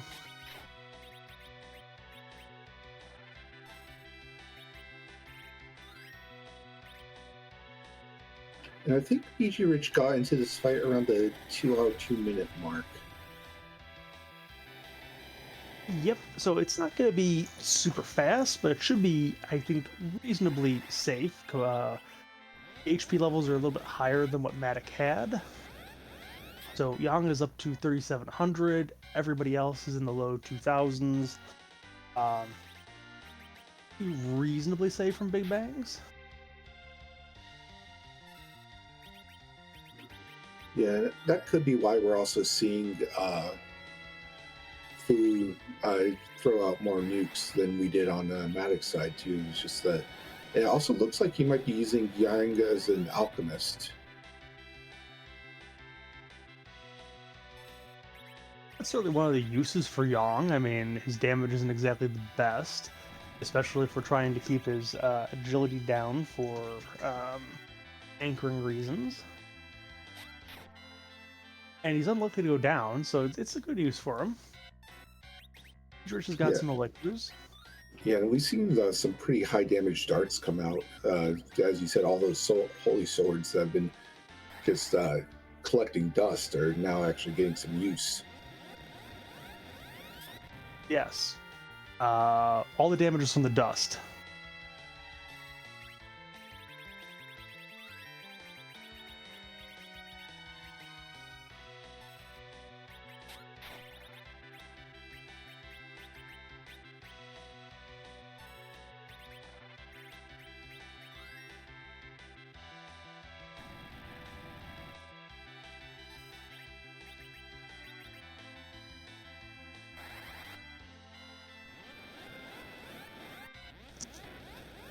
Right. Yang gives the old man a bit of an assist with an Ether 2 bottle here.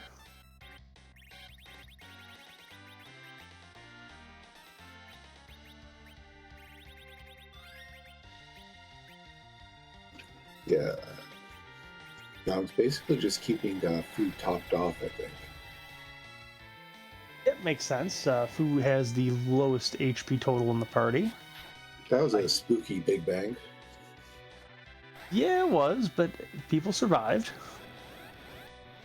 I would possibly worry about Wombo Combo here because everybody is kind of low-ish. And, we're pumping out some damage here. We might tip over, possibly.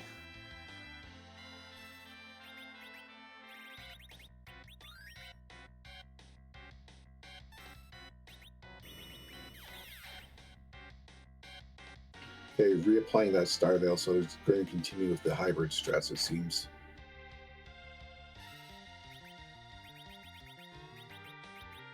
He did get elixirs off on his damage dealers.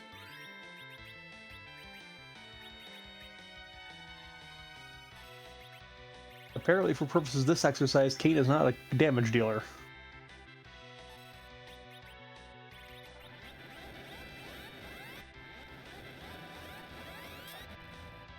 Oh, that's nice. Dudemus decides to nuke the Star-Veiled Fu and will hit itself in the face. It's always nice when the enemies are compliant. Not sure if compliant is not necessarily the way to call it here. I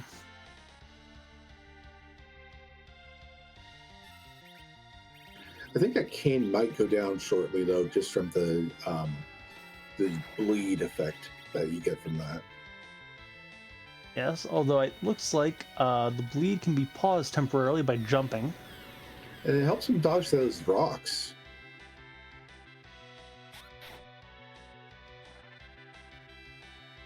Well, there's another headline for you. Traitor abandons party to be hit by rocks.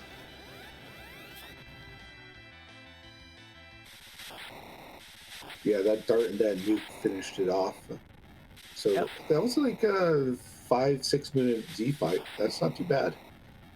Oh, and canonically, Kane was not here for this kill on BG Rich's side. BG to BG Rich. Overall time of, I believe, 2 hours, 7 minutes, 54 seconds.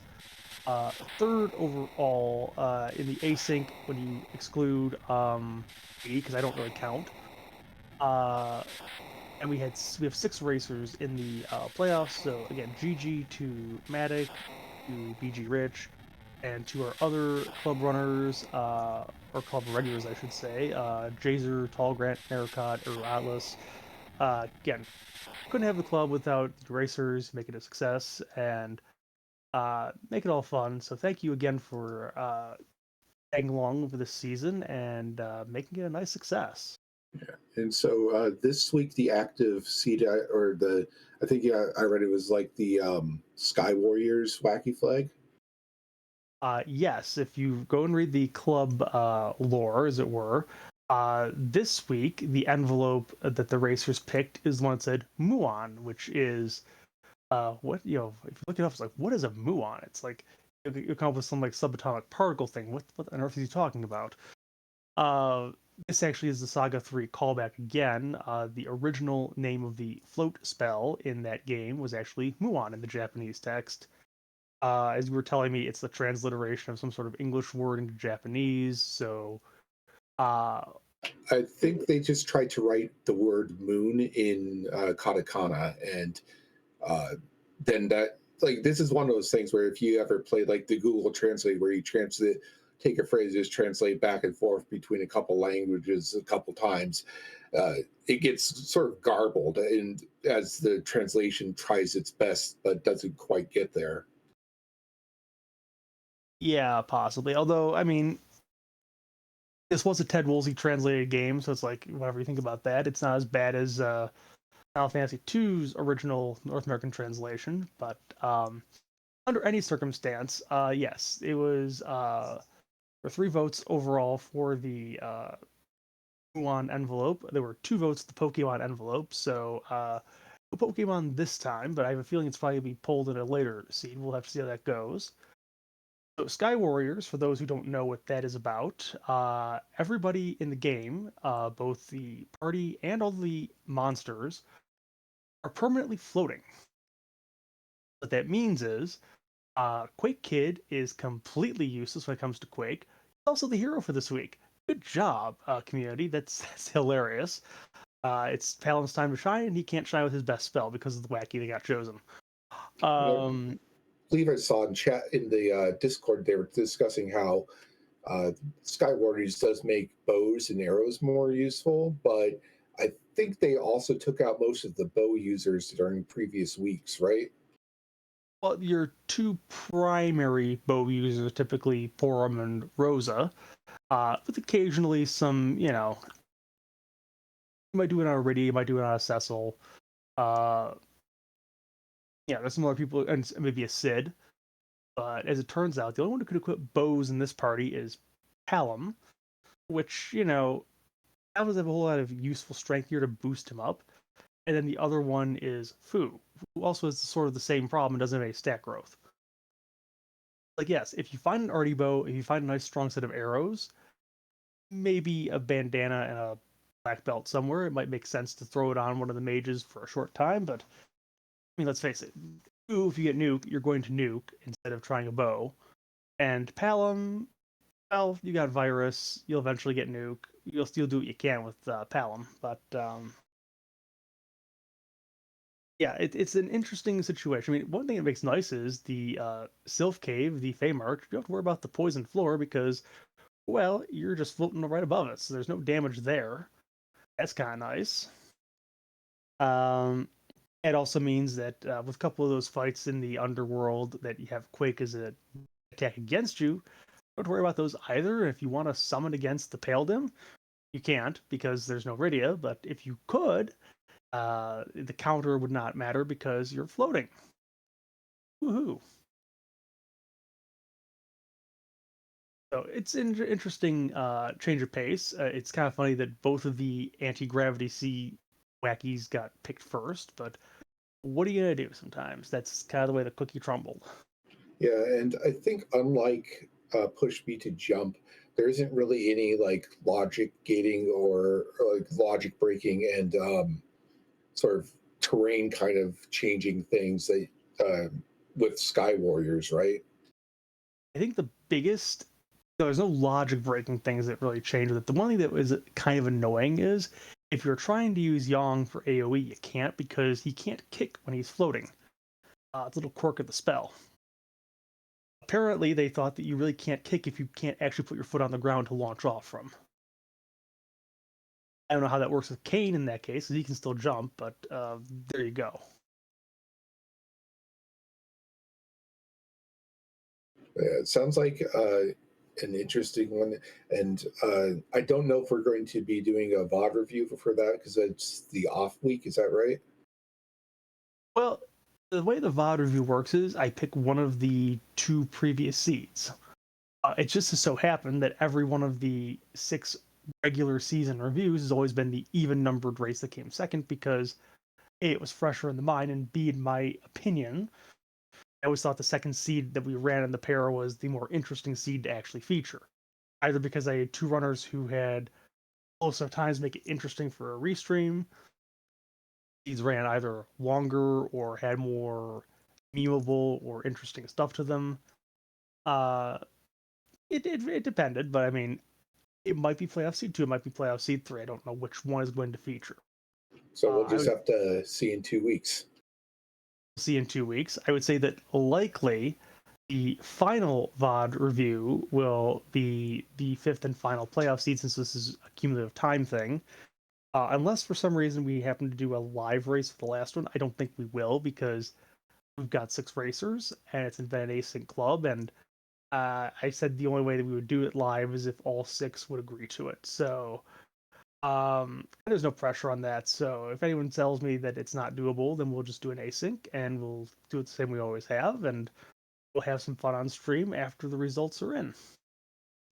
And hopefully the racers will be good about the survivor rules, non-disclosure agreements, and not say who won until we're actually done and reveal it in the restream thing. We'll see. I mean, if it happens, it happens. But officially, we'll wait until the final VOD review. Any other thoughts on the Seed Joker before we start to wrap this up? I mean, I think the main point that I've sort of taken from this particular one is that experience with push button to jump does make a significant difference.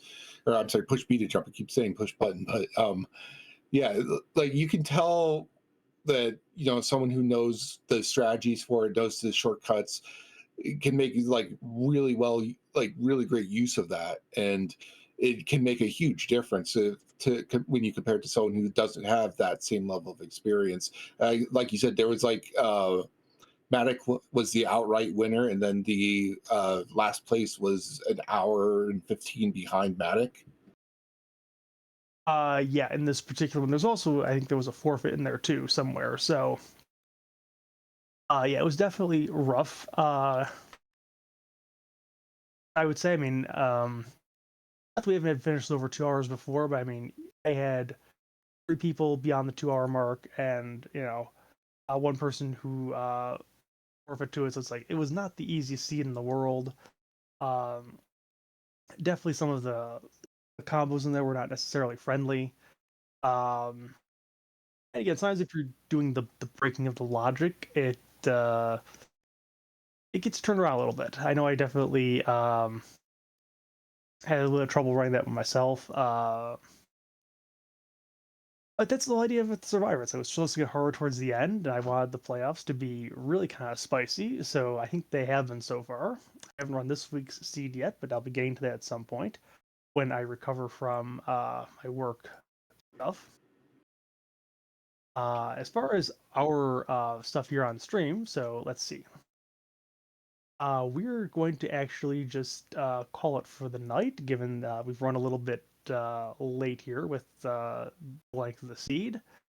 Um, let's see. Our next race is going to be tomorrow night. The Lunar Racing Club is going at 8 p.m. Eastern, right here on the Free Enterprise channel.